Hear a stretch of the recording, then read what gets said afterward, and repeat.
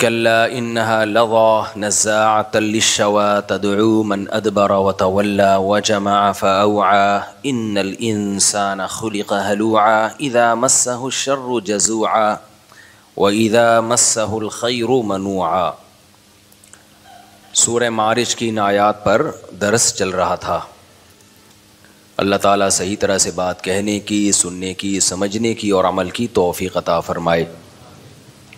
سورہ معارج میں بیان یہ چل رہا تھا کہ بھائی قیامت کب آئے گی۔ یہ کیا ہے ابھی؟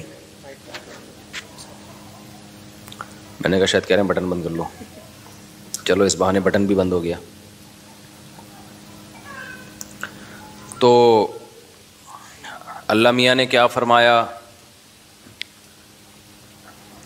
کہ بھائی اس کا علم اللہ کے سوا کسی کے پاس نہیں۔ جب اللہ تعالیٰ چاہے گا واقع کر دے گا، لیکن اللہ کے علم میں ہے، یہ کب اس کا ٹائم متعین ہے۔ پھر اللہ نے کیا فرمایا، انہا لظی نزاعۃ للشوی، جب یہ واقع ہوگی تو جو لوگ اللہ کی نافرمانی کر رہے ہیں، جو اللہ کی آیات پر ایمان نہیں لے کر آتے، ان کو تھوڑا عذاب نہیں ہوگا۔ وہ جہنم کی آگ بھڑکتا ہوا انگارہ ہے، بھڑکتی ہوئی آگ ہے، نزاعۃ للشوی، جو کھال کو ادھیڑ کے رکھ دے گا۔ تدعو من ادبر وتولی، یہ جہنم کس کو اپنی طرف کھینچے گی؟ ہر اس شخص کو اپنی طرف کھینچے گی جس نے ہمارے احکام سے منہ موڑا۔ ادبرہ کا معنی پشت دکھائی ہمیں۔ آپ جب کسی کی طرف متوجہ ہوتے ہیں تو اس کی طرف چہرہ کرتے ہیں، جب منہ موڑتے ہیں، اگنور کرتے ہیں تو پشت پھیر دیتے ہیں آپ۔ تدعو یعنی پکارے گی یہ جہنم، بلائے گی۔ بالکل ایسے ہے جیسے میگنیٹ کی خاصیت ہوتی ہے لوہے کو اپنی طرف کھینچنا، پلاسٹک رکھ دیں چپکانے کی بھی کوشش کریں تو نہیں چپکتا۔ تو بالکل یہی قرآن کا انداز ہے کہ جہنم جو ہے نا کھینچے گی کن لوگوں کو اپنی طرف، جن کے اندر یہ برائیاں ہوں گی۔ پہلی برائی من ادبر وتولی، جو اللہ کے حکام سن کے پشت دکھائے گا، پیٹھ دکھائے گا۔ وتولی اور منہ موڑے گا، اعراض کرے گا۔ آج جتنے بھی نافرمان لوگ ہیں نا، یہ صرف نافرمان نہیں ہیں، یہ اس کی کوشش بھی نہیں کرتے کہ ہمیں کسی طرح توبہ کی توفیق مل جائے، یہ اس پہ مطمئن ہے۔ آج میں نے کسی کے کمنٹس پڑھے، اس میں لکھا ہوا تھا کہ بھائی پاکستانی لوگ جو ہے نا، بس ان کو زندگی بھر جو ہے وہ کمانے کی فکر ہوتی ہے، پھر 40 سال تک جو ہے پھر وہ بچے ہوتے ہیں ان کے، پھر ان کی بچوں کی فکر ہوتی ہے، پھر 60-70 سال کے بعد آخرت کی فکر میں لگ جاتے ہیں۔ اسی میں ان کی زندگی برباد ہو رہی ہے۔ یعنی اس نے آخرت کی فکر کو کتنا ہلکا لے کے بیان کیا ہے کہ پاکستانی قوم جو ہے شروع میں پڑھائی کی فکروں میں ٹائم گزرتا ہے ان کا، پھر شادی بیاہ کی فکروں میں گزرتا ہے، پھر بچوں کی شادیوں کی فکروں میں گزرتا ہے، پھر اس کے بعد یہ اس نے لکھا تھا کہ یعنی صحت کی تو فکر ہوتی نہیں ہے، بس یہ چند مخصوص فکریں ہیں، لہذا عمر جو ہے نا ان کی بڑی چھوٹی ہو گئی ہے، 60-70 سال میں مرمرا جاتے ہیں، اور گورا 80-80 90 100 سال جی رہا ہے۔ تو ریٹائرمنٹ کی عمریں بڑھا دی ان لوگوں نے، صحت کا تو ہے ہی نہیں۔ تو بھائی تو صرف اتنا کہہ دے کہ صحت کی تو فکر ہی نہیں کرتے، پہلے پڑھائی کی فکر میں لگتے ہیں، کمانے کی فکر میں لگتے ہیں، بچے پیدا کرنے کی فکر میں لگتے ہیں، اور پھر جو ہے وہ ریٹائرمنٹ کے بعد گھر میں پڑے پڑے کوئی کام نہیں ہوتا۔ یہ کہہ دو آپ، یہ آخر میں یہ تڑکا لگانے کی کیا ضرورت ہے کہ بھائی پھر 40-50 سال کے بعد آخرت کی فکر میں لگ جاتے ہیں۔ اللہ اللہ کوئی حج کر رہا ہوتا ہے نا لوگ ریٹائرمنٹ کے بعد، چلو یار اب حج کر کے آ جاؤ، چلو تھوڑا سا تبلیغ والوں کے ساتھ بیٹھ جاؤ۔ تو میں نے کہا اس نے یہ جملہ کہا، اس کی نظر میں یہ جملہ بہت ہلکا ہے۔ آپ کو پتہ ہے اللہ کی نظر میں یہ جملہ بہت بھاری ہے، بہت بھاری جملہ ہے۔ کیا کہہ دیا تو نے؟ ایک مذاق میں تو نے اس کو کہہ دیا کہ آخرت کی فکر میں لگ جاتے ہیں۔ یہ سب وہ لوگ ہیں جن بیچاروں کو اپنی پیدائش کا مقصد ہی ان کے پیش نظر نہیں ہے، وہ سمجھ رہے ہیں بے وقوف لوگ ہیں۔ یعنی اللہ ایسے لوگوں کو احمق ترین لوگ قرار دیتا ہے۔ اللہ پتہ ہے ایسے لوگوں کو کیا کہتا ہے، ام حسبتم انما خلقناکم عبثا۔ اچھا، یہ جس نے یہ کمنٹس کیے اس کی نظر میں کارآمد انسان کون ہونا چاہیے؟ اب یعنی وہ کیا چاہ رہا ہے کہ کیسا ہونا چاہیے؟ یعنی وہ ایسا ہونا چاہیے کہ شروع میں آپ پڑھائی کی فکر میں نہ لگیں. کیا کریں بھائی پھر اس کے بعد آپ شادی کی فکر میں نہ لگیں, پھر بچے پیدا کرنے کی فکر میں نہ لگیں, پھر بچوں کی فکر میں نہ لگیں, اور آخر میں آخرت کی فکر میں بھی نہ لگیں. تو کیا کرے بھائی پھر وہ؟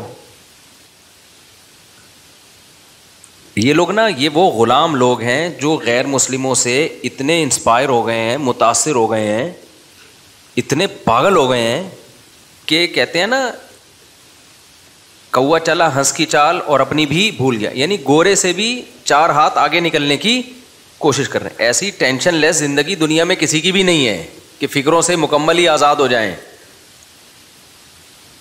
تبھی ایک بات اکثر کہی جاتی ہے نا, وہ قیصر راجہ صاحب نے بڑی خاندانی بات کی تھی نا, کہ میرے بارے میں کہا کہ آپ نے دیسی ملحدوں کو بہت زیادہ ویلیو دے دی ہے. تو وہ قیصر راجہ صاحب کی فیلڈ ہے نا یہ الحاد پہ کام کرنا. تو یہ بات واقعی میں نے مشاہدہ کیا ہے کہ یہ جو دیسی ملحد ہے نا, یہ گوروں کے ایتھیسٹ سے 2 ہاتھ آگے ہوتے ہیں. گورا جب بات کرتا ہے نا, گورے میں جو ایتھیسٹ ہیں وہ میں بھی کر کے بات کرتے ہیں کہ بھائی ہو سکتا ہے خدا ہو سکتا ہے نہ ہو. وہ اتنا اس سے آگے نہیں بڑھتے. ان میں جو ایجوکیٹڈ لوگ ہیں خاص طور پر, وہ مذاق نہیں اڑاتے اسلامی حکام کا. آپ ان سے بات کریں وہ بھپتیاں نہیں کستے.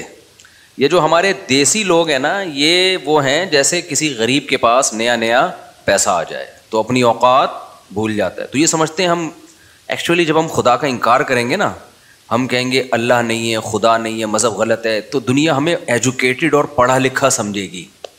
لوگ یہ سمجھیں گے یہ دقیانوس نہیں ہے کہ مذہب کو فالو کرنے کی وہ کر رہے ہیں. ہم بالکل براڈ مائنڈڈ لوگ ہیں, ہمارا کوئی مذہب نہیں ہے. یہ جیسے کوئی کہتا ہے نا ہمارا کوئی فرقہ نہیں ہے. یہ مسلمانوں کے سیکولر ہیں جو کہتے ہیں ہمارا کوئی فرقہ نہیں ہے. یہ نعرہ بڑا اٹریکٹیو ہے, ہمارا کوئی مذہب نہیں ہے, ہمارا کوئی فرقہ نہیں ہے. وہ شو کرتے ہیں ہم نیوٹرل لوگ ہیں. اور آپ کو پتہ ہے انسانی نیچر ہے کہ وہ ہمیشہ نیوٹرل لوگوں کی بات کو ویلیو دیتا ہے. مثال کے طور پر میرا جھگڑا چل رہا ہے ان کے ساتھ, پھڈا میرا ان کے ساتھ ہو رہا ہے, میں دعویٰ کر رہا ہوں اس نے پیسے چرائے, یہ کہہ رہے نہیں چرائے, تو اب میرے چچا سے تھوڑی فیصلہ کروائیں گے کیونکہ وہ تو نیوٹرل تھوڑی ہے بھائی, وہ تو مجھے سپورٹ کریں گے. ان کے ماموں ان کو ایک ایسا بندہ ہم لے کر آئیں گے جو نہ اس کا نہ ادھر کا. تو یہاں یہی فارمولا فٹ کرتے ہیں, دیکھو میرا تو کوئی فرقہ نہیں ہے, میں تو نیوٹرل ہوں. لوگ کہتے ہیں بندہ نیوٹرل ہے. یار یہ بات کرے گا تو قرآن حدیث کی کرے گا, اس پہ نہ دیوبندیت کی چھاپ ہے, نہ حنفیت کی چھاپ ہے, نہ شافعیت کی چھاپ ہے, نہ اہل حدیث ہے. یہ بندہ کیا ہے؟ نیوٹرل. یہ نفسیات سے کھیلنے والی باتیں. ابھی میں بتاتا ہوں یہ منجنوں میں گڑبڑ کیا ہو رہی ہے. اسی طرح جو ایتھیسٹ لوگ ہیں نا,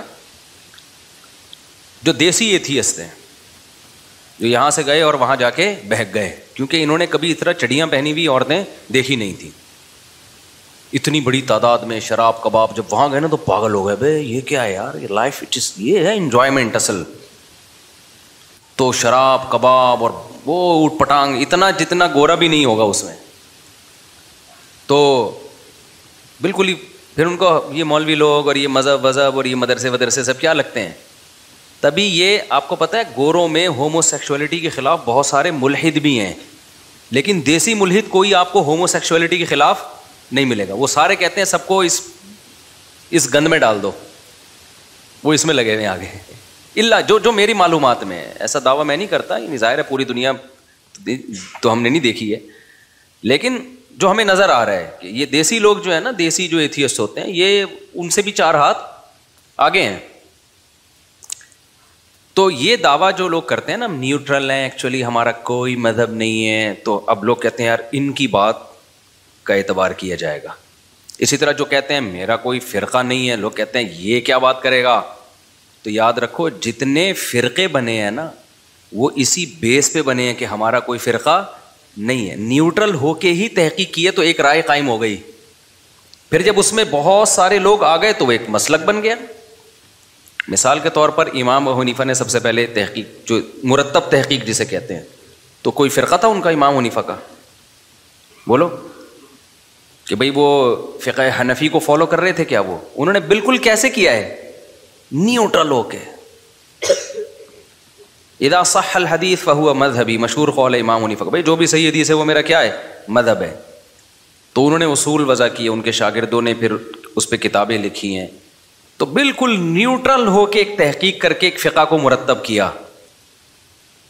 امام شافعی نے بھی بالکل نیوٹرل ہو کے، اس میں یہ نہیں کہ کسی کی رائے فلاں کیا کہتے، بھائی ہم ان کی یہی رائے تھی، لیکن وہ لوگ اس کے اہل تھے، ان کے پاس قرآن و سنت کا علم بہت مضبوط علم تھا. امت نے گواہی دی کہ یہ اس کے اہل ہیں کہ نیوٹرل ہو کے جب یہ تحقیق کریں تو اس تحقیق کو فالو کیا جائے، کیونکہ یہ نیوٹرل ہیں. امام مالک بھی نیوٹرل تھے، امام احمد بن حنبل بھی کیا تھے؟ نیوٹرل. اس میں ایسا نہیں ہے کہ فلاں کیا کہہ رہا ہے. امام ابو حنیفہ کا مشہور قول ہے نا کہ میں سب سے پہلے مسئلہ کہاں دیکھتا ہوں؟ قرآن میں، میں اس کے بعد دیکھتا ہوں حدیث رسول میں، پھر اصحاب رسول میں. اصحاب رسول کے بعد بھی آپ کسی کی رائے کو لیتے ہو، کہتے ہیں ہم رجال و نحن رجال. اصحاب رسول کے بعد اگر کسی نے کوئی رائے قائم کی ہے تو بھائی وہ اگر صاحب رائے ہیں تو ہم بھی کیا ہیں؟ پھر ہم پر نہیں پابند کہ ہم ان کو فالو کریں. تو یہ نیوٹرل ہو کے ہی تو کر رہے ہیں نا. اب آج کل کے جو فرقے آ رہے ہیں نا وہ کہتے ہیں ہم نیوٹرل ہو کے کر رہے ہیں. ہم کہتے ہیں دیکھو یہ بھی نیوٹرل ہو کے انہوں نے تحقیق کی اور ابو حنیفہ نے بھی نیوٹرل ہو کے تحقیق کی.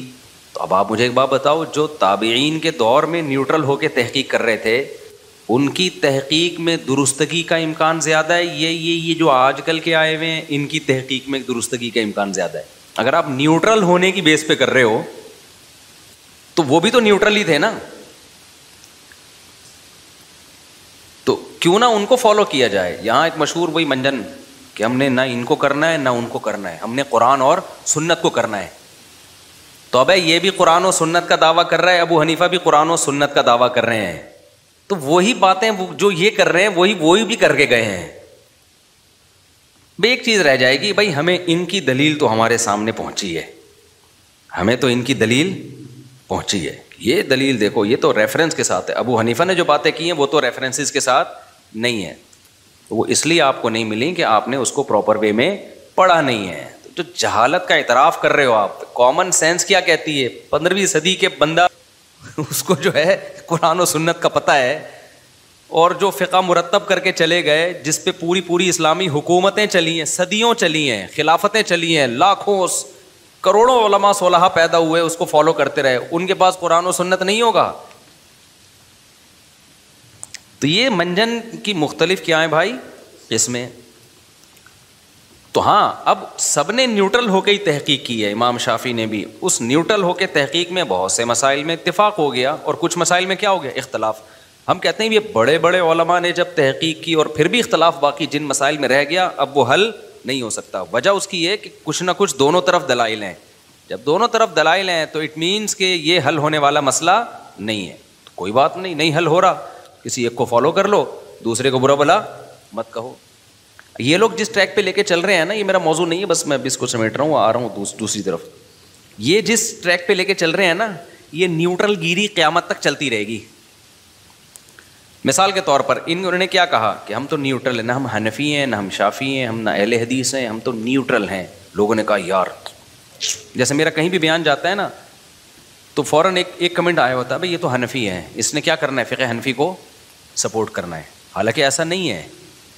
ہم جب نیوٹرل ہو کے کوئی مسئلے کی تحقیق سامنے رکھتے ہیں نا دلائل کی دنیا میں، تو اس میں حنفیت کو سائڈ پہ رکھ دیتے ہیں ہم، کیونکہ مجھے پتا ہے میرے بہت سے لسنر ایسے ہیں جو فقہ حنفی کو فالو نہیں کرتے، ان کو تھوڑی میں دلیل میں حنفیت پیش کروں گا. لیکن انہوں نے چھاپ بنا لی ہے. اب میں دلائل قرآن و سنت سے دے رہا ہوتا ہوں، حدیث رسول سے دے رہا ہوتا ہوں، اجماع صحابہ سے دے رہا ہوتا ہوں، تو وہ فوراً یہ کیا کر رہے ہیں؟ حنفی ہیں.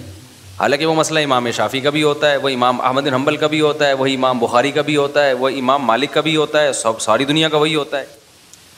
تو یہ پروپیگنڈے کی دنیا ہے. اب نیوٹرل گیری کو آپ سمجھ لیں پہلے. نیوٹرل گیری جو آج کل چل رہی ہے نا کہ ہم تو نیوٹرل ہیں، ہم پہ کسی فرقے کی چھاپ نہیں ہے. ہوتا پتہ ہے کیا ہے؟ اب لوگ کہتے ہیں کہ بھائی دو مولویوں میں جب پھڈا چل رہا ہے نا، اب ایک سواد ذات کا بھی تھوڑا سا پھڈا شروع ہوا ہے، ضاد اور ضوا ہے کہ ضاد ہے. اس میں بھی لوگوں نے کیا کیا، ایک عالم کا بیان آیا کہ بھئی یہ ضاد ہے، دال کی طرح ہے. میرا پرانا بیان کسی نے چلایا کہ یہ ضا کی مشابہ ہے. اور ایک اور کیا نام ہے ان کا، مفتی عبدالواحد قریشی صاحب ہے نا، ان کا بھی بیان آیا کہ یہ ضا کے مشابہ ہے، ضا کے مشابہ. اب یہ دو علماء کا اختلاف تھا، تو کسی تیسرے نے آ کے کہا کہ میں تو نیوٹرل ہوں بھائی، وہ اس نے اپنی رائے پیش کر دی. یاد رکھو نیوٹرل آدمی جب اپنی رائے پیش کر دیتا ہے نا تو وہ نیوٹرل رہتا نہیں ہے، وہ خود اس جھگڑے میں کیا ہو گیا، ایک فریق بن گیا ہے. سمجھ میں آ رہی ہے بات کہ نہیں آ رہی ہے؟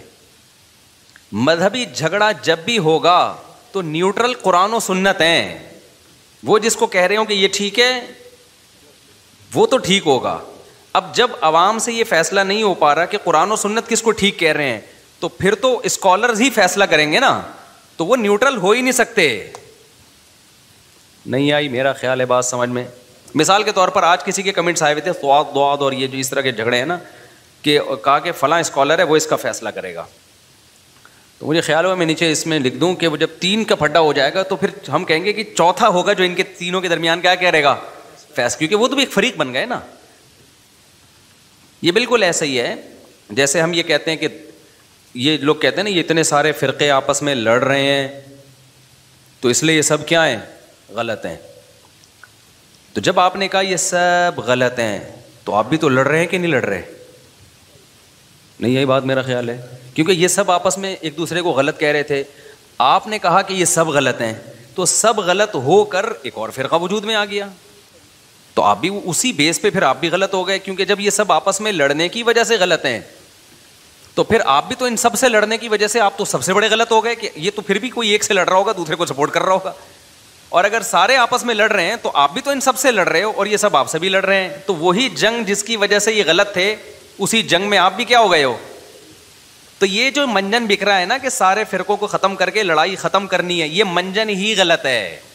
یہ لڑائی قیامت تک ختم نہیں ہو سکتی، کیونکہ ان فرقوں سے ہٹ کر ذرا اوپر جاؤ.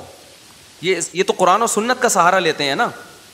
بالکل جو منجن آج کل مسلم اسکالرز منجن بیچ رہے ہیں کہ یہ سارے فرقے چونکہ آپس میں لڑ رہے ہیں اور میں نیوٹرل ہوں، اللہ کی قسم یہی منجن ایتھیسٹ اور ملحد لوگ بیچتے ہیں کہ دیکھو سب خدا کو مانتے ہیں، ہندو بھگوان کہتا ہے اس خدا کو، مسلم اللہ کہتے ہیں اور انگریز گاڈ کہتے ہیں.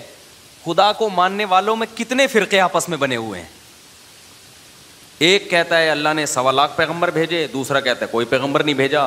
ایک کہتا ہے کہ جی اتنے بھگوان ہیں، ایک کہتا ہے اتنے بھگوان ہیں. تو خدا کو ماننے والے لوگوں میں اتنے فرقے ہیں، یہ کسی ایک بات پہ جمع کیوں نہیں ہوتے؟ تو جب تک یہ کسی ایک بات پہ جمع نہیں ہوتے یہ سارے کیا ہیں، غلط ہے. تو یہ ایتھیس لوگ وہی نعرہ لگاتے ہیں جو مسلم اسکالرز مسلمانوں کو تانا دے کے اپنے آپ کو صحیح قرار دینے کی کوشش کرتے ہیں. ایک ملحد کی تقریر میں نے خود سنی ہے، میں نام نہیں لوں گا. اس نے کہا دیکھو یہ ہندوؤں اور مسلمانوں کے اختلاف، حالانکہ سب خدا کو مانتے ہیں، کہتے ہیں کریٹر ہے. اور انہوں نے کہا جو توحید پرست ہیں، ان میں جو توحید کے دعوے دار ہیں، پرست ہوں یا نہ ہو دعوے دار ہیں، ان کے خود آپس میں جنگیں دیکھ لو، کتنی جنگیں ہوئی ہیں عیسائیوں کی. دیکھو ایتھیس عیسائیت کا بھی دشمن ہے، یہودیت کا بھی دشمن ہے اور مسلمانوں کا بھی دشمن ہے، ایسا ہی ہے نا. تو کہتا ہے دیکھو یہ سب تو ایک اللہ کو مانتے ہیں اور اسی اللہ کو مانتے ہیں جس نے پیغمبروں کو نبی بنا کے بھیجا. یہ سب ابراہیم کو، موسیٰ علیہ السلام اور یوسف، یہ سب کو یہودی عیسائی مسلمان مانتے ہیں. دیکھو آپس میں ایک دوسرے کو سب غلط قرار دیتے ہیں، ٹھیک ہے نا. مسلمان کہتے ہیں عیسائی جہنم میں جائیں گے، عیسائی کہتے ہیں مسلمان جہنم میں جائیں گے، یہودی کہتے ہیں تم دونوں جہنم میں جاؤ گے. اور مسلمان اور عیسائی مل کے یہودی کو کہتے ہیں تم کہاں جاؤ گے، جہنم میں جاؤ گے. تو ایتھیس لوگ آئے، دیکھا ان کے کلپ، جو آج کل کے اسکالر جو نیوٹرل کہتے ہیں نا ہمارا کوئی فرقہ نہیں، وہ دکھاتے. وہ دیکھو دیوبندی نے بریلوی کے خلاف فتویٰ دیا، اہل حدیث نے دیوبندی کے خلاف فتویٰ دیا، پھر دیوبندی نے اہل حدیث کے خلاف فتویٰ دیا، پھر دونوں نے مل کے دیوبندی کے خلاف فتویٰ دیا. بالکل وہی لطیفہ مجھے یاد آتا ہے کہ ایک آدمی کے پہلے سے بچے تھے، اس کی شادی ہو گئی خاتون سے جس کے پہلے سے بچے تھے، اب دونوں کے بھی بچے ہو گئے ہیں بھائی. تو ابھی آفس میں بیگم کا فون آیا، دیکھیں میرے بچوں نے آپ کے بچوں کو مل کے مارا، آپ کے بچوں نے میرے بچوں کو مل کے مارا، پھر آپ کے بچوں نے اور میرے بچوں نے ہم دونوں کے بچوں کو مل کے مارا ہے. میں بہت ٹینشن میں ہوں، آپ گھر پہنچے. تو یہ جو نیوٹرل اسکالرز کی بات کر رہا ہوں جو کہتے ہیں نا ہم حنفی ہیں، نہ دیوبندی ہیں، نہ بریلوی ہیں، نہ اہل حدیث ہیں، ایکچولی ہم کوئی فرقے ورقے تو یہ منجن ہے، صحیح ہے نا. میں اصل فرقہ پرستی ختم کرنے کا کیا طریقہ ہے وہ میں بھی بتا رہا ہوں، یہ بہترین منجن ہے. تو یہی منجن ایتھیس لوگ بیچتے ہیں کہ دیکھو عیسائیت، یہودیت، مسلمانوں کی تو جنگیں ہوئی ہیں، صلیبی جنگیں ہیں، صلاح الدین ایوبی کی. کتنی طویل عرصہ وہ جنگیں چلی, انگریزوں نے اس پہ فلمیں بنائی ہیں, طویل عرصے تک جنگوں میں تلواروں کی چھاؤں میں ہی مسلمانوں کا ٹائم گزرا ہے. غزوہ بدر سے ہم شروع کرتے ہیں نا, تو اب تک جنگ ہی چل رہی ہے. تو ایتھیسٹ بولتا ہے یہ دیکھو, یہ سب ایک خدا کو مانتے ہیں, یہودی بھی اللہ کو مانتا ہے, مسلمان بھی کس کو مانتے ہیں, اللہ کو مانتے ہیں, لیکن آپس میں تو یہ ہو نہیں سکتے.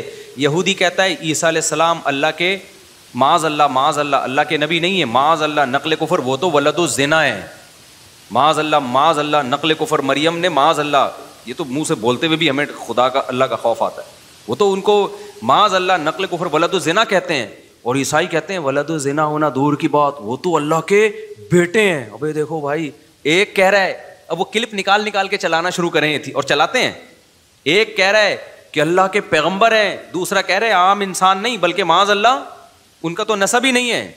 اور مسلمانوں نے کہا یہ دونوں غلط ہیں, ٹھیک ہے نا, یہ دونوں جہنم میں جائیں گے, کیونکہ اصل پیغمبر تو کون ہے, محمد صلی اللہ علیہ وسلم ہے.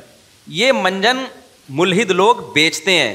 بالکل یہی اسٹائل ان سیکولر لوگوں کا ہے جو لوگوں کو علماء سے کٹا رہے ہیں اور کہتے ہیں ہم کسی فرقے کو نہیں مانتے کیونکہ یہ کلپ دیکھو, یہ دیوبندی بریلوی کو گالیاں دے رہا ہے, یہ بریلوی دیوبندی کو برا بلا کہہ رہا ہے, یہ اہل حدیث فلاں کے خلاف کلپ. یہ آپس میں تو مل بیٹھ نہیں سکتے, یہ آپس میں نہیں ملتے, ہمیں کیا ملائیں گے. وہی ایک آدمی کی آنکھوں میں بھینگا پن تھا نا, بھینگا پن تھا ایک آدمی کی آنکھوں میں, تو اب کسی نے, اس کے دوست نے مذاق میں کہہ دیا تیری آنکھیں فلاں فلم کے ہیرو سے ملتی ہیں. یہ کسی لڑکی نے کہہ دیا چھیڑنے کی نیت سے نا, تھوڑا بیچارہ خوش ہو جائے گا, یہ دل پہ لے گیا, یہ سمجھا واقعی میری آنکھیں فلاں ہیرو سے ملتی ہیں. تو اپنے دوست سے اس نے کہا کہ بھائی ذرا میری آنکھوں میں آنکھیں ڈال کے بتانا میری آنکھیں فلاں فلم کے ہیرو سے ملتی ہیں کہ نہیں ملتی. اس نے بہت غور سے آنکھوں کی میں گھس کے کہا یہ تو آپس میں نہیں ملتی, فلاں سے کہاں سے ملیں گی یہ. تو یہ اسکالر کیا کہتے ہیں بھائی, یہ دیوبندی بریلوی اہل حدیث یہ تو آپس میں ہی مسئلے حل نہیں کر پا رہے, ان سے بولو پہلے اپنے مسئلے تو حل کرو. یہ تو اس لیے ہم فرقہ پرستی کے خلاف ہیں, ہم جو دین لا رہے ہیں وہ کیا ہے, بالکل یہی اسٹائل کس کا ہے, ملحدین کا. تو جو جواب ہم ملحدین کو دیتے ہیں وہی ہم کس کو دیتے ہیں, ان اسکالرس کو دیتے ہیں کہ بھائی صاحب اگر یہودی عیسائی مسلمان ایک دوسرے کو غلط قرار دے رہے ہیں تو محض ایک دوسرے کو غلط قرار دینے کی بیس پہ تینوں غلط نہیں ہو جاتے. بعض دفعہ تین آدمی لڑ رہے ہوتے ہیں, ایک حق پر ہوتا ہے, دو کیا ہوتے ہیں, ناحق ہوتے ہیں. اس بیس پر کسی کو غلط قرار دینا ٹھیک نہیں ہے. محلے میں دو آدمی لڑ رہے ہیں, آپ نے کہا دونوں لڑ رہے ہیں دونوں غلط ہیں, آپ نے آ کے دونوں کو کوٹنا شروع کر دیا. تو جس بیس پہ آپ نے دونوں کو غلط قرار دیا اس بیس پہ آپ خود بھی غلط ہو گئے کہ نہیں ہو گئے. پھر تو کوئی ایتھیسٹ سے ہٹ کے کوئی نیا بندہ ہے وہ کہے کہ میں ایتھیسٹ کو بھی نہیں مانتا. ایک چیز مارکیٹ میں آئی ہے جس کو فری تھنکر کہا جاتا ہے, فری تھنکر. یہ مجھے پتا چلا جب میں ملیشیا میں گیا نا, تو ایک بندہ ویسی گپ شپ ہو رہی تھی, میں نے کہا آپ کا مذہب کیا ہے, اس نے کہا میں فری تھنکر. ابے میں نے کہا یہ کیا ہے, تھنک سے ہی فری ہو گیا. فری تھنکر کا مطلب خالص ذہن ہوں میں. وہ یہ دلیل دے سکتا ہے کہ ایتھیسٹ کہہ رہا ہے خدا نہیں ہے, مسلمان کہہ رہے ہیں اللہ ہے, اور یہودی بھی کہہ رہے ہیں اللہ, یعنی کچھ لوگ کہہ رہے ہیں اللہ ہے, کچھ کہہ رہے ہیں اللہ نہیں ہے. پھر جو کہہ رہے ہیں اللہ ہے ان میں اتنے فرقے ہیں, کوئی کہہ رہے ہیں ایک ہے, کوئی کہہ رہے بہت سارے ہیں. اس کا نام کیا ہے اس میں اختلاف ہے, مسلمان کہتے ہیں اس کا نام اللہ ہے, ہندو کہتے ہیں اس کو کیا کہتے ہیں, بھگوان کہتے ہیں. پھر جو ایک خدا کو مانتے ہیں ان میں کتنے فرقے ہیں. ایک کہتے ہیں عیسیٰ علیہ السلام اللہ کے بیٹے ہیں, عام پیغمبروں سے بھی بہت اونچے ہیں, وہ تو اللہ کے بیٹے ہیں. ایک کہہ رہے کہ وہ تو معاذ اللہ نقل کفر, وہ تو ولد الزنا ہے, نقل کفر, کفر نباشت. اور مسلمان کہہ رہے ہیں بھائی کہ عیسیٰ اللہ کے نبی ہیں, لیکن محمد صلی اللہ علیہ وسلم وہ بھی اللہ کے نبی ہیں. تو وہ فری تھنکر کیا, اور دوسرا کہہ رہے خدا سرے سے ہے ہی نہیں. تو اس نے کہا یہ سارے غلط ہیں. صحیح کیا ہے بھائی, صحیح میں ہوں, صحیح میں ہوں. کیوں صحیح ہو, کیونکہ یہ سارے کیا ہیں. ابے تو تیرا بھی تو کوئی نظریہ ہوگا نا. اب وہ اگر کوئی نظریہ اختیار کرتا ہے تو وہ بھی فریق کا حصہ بن جاتا ہے. وہ کہتا ہے خدا نہیں ہے تو چل تو بھی تو اسی فریق کا حصہ بن گیا. وہ کہتا ہے خدا ہے تو بھائی ہے تو کس تفصیل کے ساتھ ہے, ایک ہے یا بہت سارے ہیں. ایک ہے تو آسمانی کتابوں کا ماننے والا ہے. پھر تو کہ پھر جو ہے عیسیٰ اللہ کے بیٹے ہیں یا نہیں ہیں, تو بھی تو اسی جنگ میں آ گیا نا بھائی. تو وہ اس کے جواب میں کہتا ہے میرا کوئی کانسیپٹ ہی نہیں ہے, میں فری تھنکر ہوں. یہ مطلب ہے میرا کوئی فرقہ نہیں ہے. جب کہتا ہے نا کوئی میرا کوئی فرقہ نہیں ہے تو اس کا مطلب میں فری تھنکر, وہ جو جس کا اینڈ وہاں ہوا تھا نا, تو بھی یہی ہے. تو یہ مارکیٹ میں منجن کیا ہو رہا ہے. تو بھائی آپ نہ فرقوں کو ختم کر سکتے ہو, کوشش کرو ختم کرنے کی. کوشش کیسے کرو؟ آپ اس میں تحقیق کرو ان میں صحیح کون سا ہے, جو صحیح ہے اس کو سپورٹ کرو, اس صحیح میں اگر کچھ غلطیاں ہیں تو ان کی اصلاح کی کوشش کرو. یہ طریقہ ہے. اور چھوڑ دو جو صحیح نہیں ہوتا اس کو اپنے حال پہ چھوڑ دو, وہ آپ کے ذمہ نہیں ہے. نہ قیامت میں آپ سے سوال ہوگا. ہمارے نبی صلی اللہ علیہ وسلم کو اللہ نے بھیجا, فرقوں کو ختم کرنا تو بات کی بات ہے. سب سے پہلے تو دنیا کے مختلف مذاہب کا مسئلہ تو فرقوں سے بھی اوپر کی چیز ہے نا. ارے ایک آدمی دیوبندی, بریلوی, اہل حدیث بن جاتا ہے, یہ زیادہ برا ہے, یہ وہ ہندو ہو جاتا ہے, یہ زیادہ برا ہے. ہندو ہو کے تو وہ مانتا ہی نہیں قرآن کو. تو فرقوں کے ختم کرنے سے بڑا ٹاسک جو ہمارے پاس ہے وہ تو مختلف مذاہب کو ختم کرنا ہے, کیونکہ ہمارا یہ دعویٰ ہے کہ اسلام ہی نجات کا واحد ذریعہ ہے. لیکن کیا کر پائے ہم لوگ اب تک؟ اب کوئی ایتھیسٹ کہے کہ تم لوگ آپس میں اختلاف ختم نہیں کر پا رہے, تمہارے تو اتنی جنگیں, تمہاری تو, ہم کہیں گے نہیں کر پا رہے بھائی, ہمارے بس میں نہیں ہے. ہم حق بیان کر دیتے ہیں, بھائی یہ ٹھیک ہے, جس نے ماننا ہے مانے, نہیں مانا تو ہمارے پاس وہ ڈنڈا ہے نہیں چلانے کے لیے.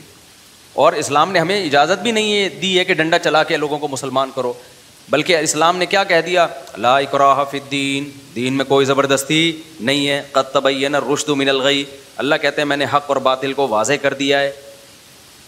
تو جب زبردستی نہیں ہے تو کوئی بات نہیں. وَلِذَٰلِكَ خَلَقَهُمْ, اللہ پتہ کیا جواب دیتا ہے کہ تم فرقوں سے ٹینشن میں ہو.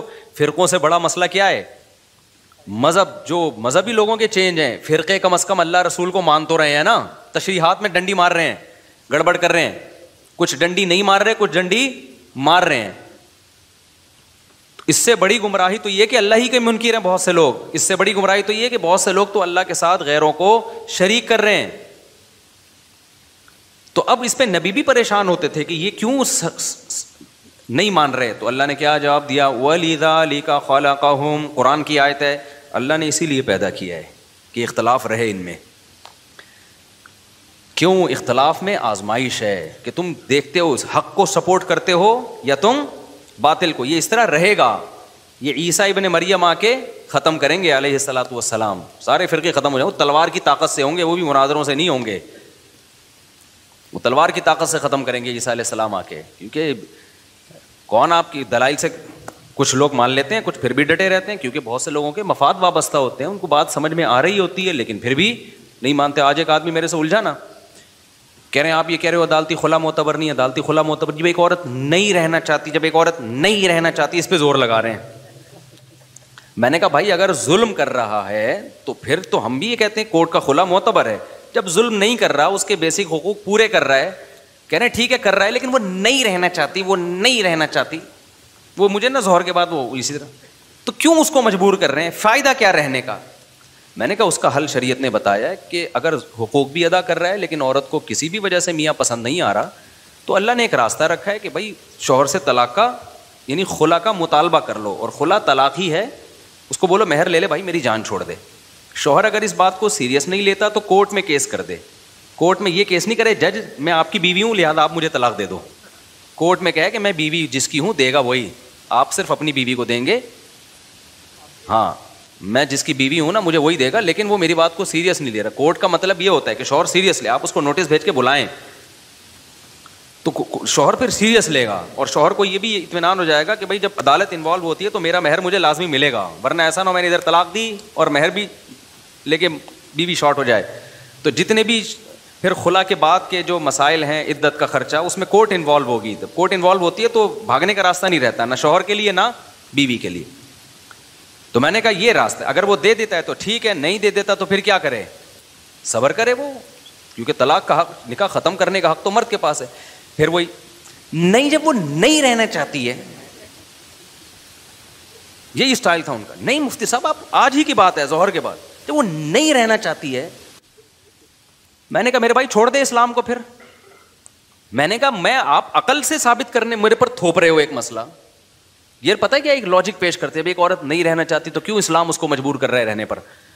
اسلام کہہ رہا ہے یہ آپشن آپ کے پاس نہیں ہے کہ جب وہ بیسک حقوق ادا کر رہا ہے تو بھاگنے کا آپشن آپ کے پاس نہیں ہے, آپ کے پاس نہیں ہے یہ رائٹ. جب وہ بہت دفعہ سمجھا دیا نا ان کو, دلائل سے نہیں آ رہا, کہ نہیں رہنا چاہتی تو اس میں فائدہ کیا ہے. میں نے کہا بھائی پھر ٹھیک ہے, آپ کی اگر 6-7 بچے ہیں نا, مجھے پتا تو ان کے 6-7, میں نے کہا آپ کی بیگم بول رہی ٹاٹا میں جا رہی ہوں, اب آپ میرے پاس آؤ گے بھائی میں ساری زندگی پہ بیوقوف ہوں، میں اس کو اس کا 10 سال سے نان نفقہ اٹھا رہا ہوں. دیکھو دلہن سے عشق جیسی محبت تو 1 مہینے کے بعد ختم ہو جاتی ہے، اس کے بعد تو ذمہ داری کے چکر میں پال رہا ہوتا ہے آدمی. اب جو تمہیں دلہن سے پہلی رات میں لگاؤ تھا، کیا وہ اب بھی ہے؟ کوئی نہیں دیکھ رہا تمہیں. 20-30 سال 10 سال کے بعد تھوڑی ہوتا ہے وہ لگاؤ. محبت دوسرے اسٹائل میں ہوتی ہے. میرے بچوں کی ماں ہے، میرے ساتھ اس نے اتنا ٹائم گزارا، اس لحاظ سے تو ہوگی. وہ جذبات تھوڑی ہوتے ہیں. پہلی رات میں تو جو ہے نا، یا شروع کی راتوں میں تو دوست برے لگ رہے ہوتے ہیں، گٹر کے ڈھکن جن پہ ساری زندگی گزار دی وہ برے لگ رہے ہوتے ہیں.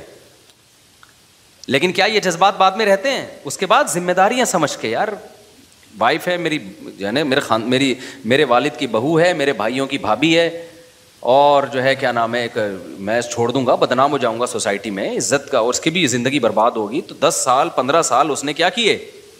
گھر بسانے کے لیے قربانی دی ہے. اگر اس کو پتا ہوتا 15 سال کے بعد یہ نکل جائے گی تو کہتا ابھی نکل جا بھائی، میں پاگل ہوں، میں 10 بچے پیدا کر کے، یہ 6 بچے پیدا کر کے تجھے نکالوں گا یہاں سے. اب آپ اس 6 بچوں کے بعد اس کو آپشن بول رہے ہو کہ وہ جب نہیں رہنا چاہتی، وہ جب نہیں، وہ ان کا اسٹائل ہی یہی تھا. تو میں نے کہا آپ کی بیگم آج بولے 6 بچوں کے بعد کہ میں جا رہی ہوں، آپ بولو گے کہ میں پاگل ہوں؟ بھائی جو تجھے 10 سال 15 سال سے میں پال رہا ہوں، تو پہلے چلی جاتی نا تو. تو میں نے کہا ٹھیک ہے، آپ اپنی بیگم کو یہ مسئلہ بتائیں کہ بیگم کوئی بھی پسند آ جائے نا تو تمہارے پاس یہ آپشن ہے، تو تم چلی جانا. اور جب میں تمہیں روکوں گا تو تم کہنا جب میں نہیں رہنا چاہتی تو مجھے کیوں روک رہے؟ تو آپ یہ بولو گے کہ پھر پہلے بول دیتی نا مجھے. اور اب جب عدالتی خلا سوسائٹی میں چلے گا نا، تو مرد کو پتا ہے کہ 10 سال کے بعد بھی جا سکتی ہے. تو میں بار بار کہہ رہا ہوں، اس کا نقصان کس کو ہوگا بھائی؟ عورت کو ہوگا. مرد کہے گا جب 10 سال کے بعد بھی کوئی بھروسہ نہیں ہے، جا سکتی ہے. آپ کہہ سکتے ہو نہیں جی ہمیں اپنی بیوی پہ بڑا اعتماد ہے، بڑی نیک ہے، یہ 10-20 سال کے بعد بھی نہیں جائے گی. دنیا میں ایسا اعتماد کہ 20 سال کے بعد کا بھی آپ کو پتا ہو کہ کیا ہونے والا ہے، یہ کسی کے بارے میں بھی نہیں. یہ گارنٹی صرف پیغمبر کی ہو سکتی ہے. یہ تو نہ شوہر کی ایسی ہو سکتی ہے نہ بیوی کی ہو سکتی ہے. آج جو اچھا ہے کل برا ہو سکتا. تبھی تو حدیث میں آتا ہے، تبھی ہم یقینی جنتی کسی کو کہہ سکتے ہیں، نہ جہنمی کہہ سکتے ہیں نہ جنتی. وجہ کیا ہے کہ آج نیک ہے کل برا ہو جائے، آج برا ہے کل کیا ہو جائے، توبہ کر کے اچھا ہو جائے. تو یہ بیوی کے بارے میں کیسے کہہ سکتے ہو کہ آج ٹھیک ہے تو کبھی بھی خراب نہیں ہو سکتی؟ یہ کیسے کہہ سکتے ہو؟ تو اس کا نقصان کیا ہوگا؟ مرد کہے گا جب یہ جس دن یہ نہیں رہنا چاہے گی تو کیا ہوگی، یہ کو چھوڑنا پڑے گا. تو میں نے کہا بھائی میں اسلام آپ کے سامنے بتاؤں گا، آپ کو اسلام سمجھ میں نہیں، چھوڑ دو آپ اسلام. پھر وہی اسکالرز آ جاتے ہیں آج کل جو مشکات کی اتنی حدیثیں پھینکتے رہو بیٹھ کے. کوئی حدیث نہیں ہے مشکات کی جس میں آ رہا ہے کہ جب کوئی نہیں رہنا چاہتی تو وہ کیا ہوگا، وہ چلی جائے گی. ایسی کوئی حدیث نہیں ہے مشکات کی، جج کو یہ اختیار ہی نہیں ہے. تو خیر ہم کہاں جا رہے تھے؟ تو میں نے کہا بھائی جو فری تھنکر ہے نا، اب وہ کیا کہتا ہے کہ دیکھو یہ اس سے لڑ رہے ہیں، وہ اس سے لڑ رہے ہیں، یہ فلانے سے لڑ رہا ہے، یہ ڈمکانے سے لڑ رہا ہے. تو اب آپ نے کیا کیا؟ آپ نے کہا کہ چونکہ ملحدین کے اپنے پھڈے چل رہے ہیں، جو خدا کے منکر ہیں ان کے خدا والوں سے، اور خدا جو مانتے ہیں ان کے آپس میں، تو اب میں نیوٹرل ہوں گا. میں ان میں سے کسی کو بھی ٹھیک نہیں سمجھتا. اب نیوٹرل ہو کے تو کیا کرے گا؟ سارے عقیدے تو ختم ہو گئے نا. جو خدا کو ماننے والے بھی ختم، خدا کا انکار کرنے والے بھی. پھر جو خدا کو مانتے ہیں ان میں توحید پرست بھی اور مشرک بھی. پھر جو توحید پرست کا دعویٰ کرتے ہیں سچی مچی میں توحید پرست ہیں بھی یا نہیں ہیں وہ بھی. پھر پیغمبروں کو ماننے والے نہ ماننے والے سارے ختم ہو گئے. اب تو کیا کرے گا؟ ہم تو کہیں گے انہی میں سے جو صحیح لگتا ہے اس کو فالو کر. جو کہتا ہے یہ چونکہ آپس میں لڑ رہے ہیں لہذا میں ان میں سے کسی کو بھی ٹھیک بولو نہیں مانتا. اب کیا عقیدے تو سارے ختم ہو گئے ہیں بھائی مارکیٹ میں. تو ایک نیا اس نے فرقہ بنایا کہ فری تھنکر. فری تھنکر کا مطلب نہ میں یہ مانتا ہوں کہ اللہ ہے، نہ میں یہ مانتا ہوں کہ اللہ نہیں. یعنی اس کا یہ بھی ایک کانسیپٹ ہے. دماغ کو خالی رکھ کے زندگی گزارو. حالانکہ یہ سب سے برا کانسیپٹ ہے. یہ یوں سمجھو کہ بارش سے بھاگا اور پرنالے کے نیچے آ کے کھڑا ہو گیا. آپ کو ایک بندہ آ کے کہہ رہے یہ تمہارا باپ ہے. کچھ آپ جنگل میں کہیں گم ہو گئے تھے، اب کوئی صاحب آ کے کہہ رہے ہیں یہ آپ کے والد صاحب ہیں یا یہ آپ کی والدہ ہیں. تو آپ کیا کر رہے ہو؟ اب تحقیق نہیں کر رہے کہ والدہ ہیں یا نہیں ہے. یا تو آپ تحقیق کر کے ثابت کر دو بھائی یہ میری ماں نہیں ہے، یہ کیا ہے میری ماں نہیں ہے. کوئی نہ کوئی دلیل کے تانے بانے آپ ملا دو. مناظرے شروع ہو جائیں گے, آپ کے ڈی این اے کی رپورٹیں آنا شروع ہو جائیں گی, لیکن آپ کا ایک کانسیپٹ ہوگا. تو کچھ لوگ آپ کا ساتھ بولو دے دیں گے, کچھ جو آپ کے دلائل سے متفق ہوں گے. اور اگر آپ نے مان لیا کہ یہ میری ماں ہے تو ہو سکتا ہے کچھ مخالفت کریں اور کچھ آپ کا ساتھ دے دیں کہ یار اس کے دلائل سمجھ میں آ رہے ہیں. لیکن اگر آپ نے یہ کہہ دیا نا بھاڑ میں جائے میری ماں ہے یا نہیں, میں نے کیا کرنا ہے, اس پہ کوئی بھی عقل مند آپ کو نہیں چھوڑے گا. بولے گا بھائی تو ماں یار یہ کیسے ہو سکتا ہے کہ یا تو تو اس کو ماں مان یا ماں نہیں مان. نہیں مانتا ہے تو اجنبی ہے, مانتا ہے تو بھائی تو پھر تو اس سے عام عورتوں سے زیادہ اس سے اچھے سلوک سے بات کرنا پڑے گا, بات کرنی پڑے گی تجھے, اس کے حقوق ادا کرنے پڑیں گے, اس کے قدموں میں بیٹھنا پڑے گا, اس کو رسپیکٹ دینی پڑے گی. آپ کہہ رہے بھاڑ میں جائے رسپیکٹ. وہ دیکھا نہیں ہے جو جن کی مائیں ہوتی ہیں اور جن کی مائیں نہیں ہوتی ان کے آپس میں اختلافات نہیں دیکھے؟ کچھ کہہ رہے ہیں یہ میری ماں ہے, کچھ کہہ رہے ہیں ان کے آپس میں تو پہلے حل کر لیں. ایک کہہ رہے ہیں میری ماں ہے, دوسرا کہہ رہے ہیں میری ماں نہیں ہے, یہ دونوں آپس میں لڑ رہے ہیں. تو ملحد یہی کہتا ہے کہ وہ کہتے ہیں کہ اللہ ہے, وہ کہتے ہیں بھگوان ہے, وہ کہتے ہیں فلانا, یہ آپس میں تو لڑ لیں. یہ سب اٹریکشن کے منجن ہیں. اس لیے دنیا میں مذہب بہت سارے رہیں گے, ان بہت سارے مذہبوں میں لڑائیاں بھی ہو سکتی ہیں. ان لڑائیوں کو دیکھ کے کہنا سارے غلط ہیں, یہ دنیا کا سب سے بڑا بے وقوفی والا دعویٰ ہے. بھائی ان میں سارے غلط نہیں ہیں, جو صحیح ہے آپ نے اس کو کیا کرنا ہے, ماننا ہے. کیوں؟ وَلِذَٰلِکَ خَلَقَهُمْ, اللہ کہتے ہیں اتنے مذہب دنیا میں اس لیے رہیں گے کہ میں ان کو آزماؤں گا. میں نے پیدا ہی آزمائش کے لیے کیا ہے. جہاں موسیٰ ہوگا وہاں فرعون بھی ہوگا. فرعون نہ ہوتا تو موسیٰ کی کیا ضرورت تھی پھر؟ سمجھتے ہو کہ نہیں سمجھتے؟ تو حق اور باطل ہمیشہ کیا کرے گا, پیرالل چلتا رہے گا. تو تم نے دیکھنا صحیح کون ہے, کیونکہ اگر سارے ختم ہو گئے تو آزمائشیں ختم ہو جائیں گی. کمال یہی ہے کہ تم اتنے سارے مذہبوں میں تم حق کو پکڑ کے ڈٹے رہے اور اس کو پر قائم رہنے میں تم نے کسی کی مخالفت کی پرواہ نہیں کی, ہر لحاظ سے پھر اس حق کا ساتھ دیا. تبھی اللہ کہتا ہے یہ اختلاف میں قیامت کے دن حل کروں گا. تبھی اللہ تعالیٰ جہاں بھی نبی اختلافات سے پریشان ہوتے تھے نا کہ اتنے سارے لوگ ہیں اور یہ بات بھی نہیں مان رہے, اسلام پہ آ نہیں رہے, تو اللہ کیا فرماتے ہیں, ان ربک یفصل بینہم یوم القیامۃ فیما کانوا فیہ یختلفون. اے نبی تیرا رب قیامت کے دن فیصلہ کرے گا کہ ان میں صحیح کون تھا اور غلط کون ہے. تو میرے پاس ہی آنا ہے انہوں نے, میں فیصلہ کروں گا. اللہ نے یہ نہیں کہا کہ یہ کیونکہ سب آپس میں لڑ رہے ہیں لہذا سارے غلط ہیں, ٹھیک ہے نا. تو بالکل فرقوں میں بھی جب اسلام دنیا میں آیا تو ان میں فرقے بن گئے, ان میں کیا بن گئے, فرقے. اب دیکھو ایک اہم پوائنٹ کی بات ہے, اللہ کی بات سمجھ میں آ جائے. کیا اللہ نے ایسا کیا کہ جب دنیا کے سارے مذاہب غلط ہو گئے تھے تو اللہ نے سب کو غلط ہی چلا دیا؟ اللہ نے حق پیغمبر کو بھیجا نا, محمد صلی اللہ علیہ وسلم کو, اور آخری نبی بنا کے بھیجا. تو پتہ ہے آخری نبی کی برکت سے کام کیا ہوا ہے, ایک بڑا خاندانی کام ہو گیا. وہ خاندانی کام یہ ہو گیا, اب اللہ نے اور اس کے رسول نے اعلان کیا کہ اب اسلام جب دنیا میں آ گیا ہے اور نئے نبی نہیں آئیں گے تو اب مسلمانوں میں فرقے تو بنیں گے, لیکن ایسا نہیں ہو سکتا کہ اس زمین پر کوئی ایسا ٹائم آ جائے کہ سارے ہی فرقے غلط ہو جائیں. ایک فرقہ ان میں ہمیشہ حق پر رہے گا. لہذا اس حدیث اور قرآن کی روشنی میں جو یہ کہتا ہے نا کہ یہ سارے فرقے غلط ہیں, اس کا پروگرام تو وہیں سے ختم ہو گیا. نہیں آئی میرا خیال ہے بات, آپ کی سمجھ میں نہیں آئی, نہیں آئی نا. اب اتنے سارے فرقے ہیں نا, کہہ رہے ہیں یہ اتنے فرقے, وہ دیوبندی کہتے ہیں بریلوی غلط, وہ کہتے ہیں اہل حدیث غلط, وہ کہتے ہیں فلانا غلط, وہ کہتے ہیں ڈھمکانا غلط, ہوتے ہیں یہ سارے غلط ہیں, میں نیوٹرل ہوں. تو آپ کا نیوٹرل ہونا قرآن و سنت کی روشنی میں آپ کے گمراہ ہونے کی دلیل ہے. سمجھتے ہو کہ نہیں سمجھتے؟ نیوٹرل ہونا آپ کے گمراہ ہونے کی کیا ہے, دلیل ہے. کیونکہ اس کا مطلب آپ ان سب کو غلط سمجھ رہے ہو, تبھی تو آپ نیوٹرل کی طرف گئے ہو نا, کہ نیوٹرل بنے ہو. آپ کو ہونا یہ چاہیے تھا ان میں جو صحیح ہے اس کو سپورٹ کرو اور جو غلط ہیں ان کو کیا کرو, حق کے کا ساتھ دے کے باطل کو کیا کرو, اس کی حوصلہ شکنی کرو, اس کا حصہ بن جاؤ اس جنگ کا. ہم تلوار سے جنگ کی بات نہیں کر رہے, ہم زبان سے جنگ کی بات کر رہے ہیں. جیسے دو آدمیوں کی بحث ہو رہی ہے, آپ نے کہا سالے دونوں غلط ہیں کیونکہ دونوں بحث کر رہے ہیں. نا نا نا نا نا نا نا, اگر حق ان دونوں میں منحصر ہے, یا تو یہ ہو سکتا ہے کہ دونوں واقعی غلط ہوں, لیکن اگر آپ کو دلیل سے ثابت ہو گیا کہ یہ 6 آدمی آپس میں بحث کر رہے ہیں, یہ 6 غلط نہیں ہو سکتے, ان میں ایک صحیح ہے باقی 5 کیا ہیں, غلط ہیں, تو پھر ان کی بحث اور مناظرے اور فتوے بازی کی بیس پہ آپ نے یہ کہنا کہ یہ سارے غلط ہیں, یہ غلط ہوگا. کیونکہ ہمیں بتا دیا کہ ان 6 جو بحث کر رہے ہیں دلیل سے پتہ چل گیا ان میں ایک ٹھیک ہے, تو اب آپ نے اس بحث سے جان نہیں چھڑانی ہے, جو صحیح ہے اس کا حصہ بن کے آپ نے بھی اس بحث میں ان کے ساتھ شریک ہو جانا ہے. بھائی جان جس کی سمجھ میں آ رہی ہے ذرا ہاتھ کھڑا کریں. مجھے لگ رہا ہے یہ ٹیکنیکل باتیں ہو رہی ہیں جو اوپر سے گزر رہی ہیں, سب کی سمجھ میں آ رہا ہے الحمدللہ. بعض دفعہ آسان بات ہوتی ہے, میں ویسے ہی سوال کھڑا کر دیتا ہوں اس میں. تو اب میں آپ کو بتاتا ہوں, بات ادھر چلی گئی ہے تو اس کو کمپلیٹ کریں میرے بھائی. اور ایک بات آپ کو بتاؤں یار, تم ابھی چھوڑو پھر میں وہی الفاظ استعمال کروں گا نا. دیکھو علم علماء دیوبند کے پاس ہے, آپ کو صحیح بات بتاؤں میں, علم علماء دیوبند کے پاس ہے. علم میں ایک ہوتی ہے کوانٹٹی, ایک ہوتی ہے عمق. میں نیوٹرل ہو کے یہ بات کر رہا ہوں.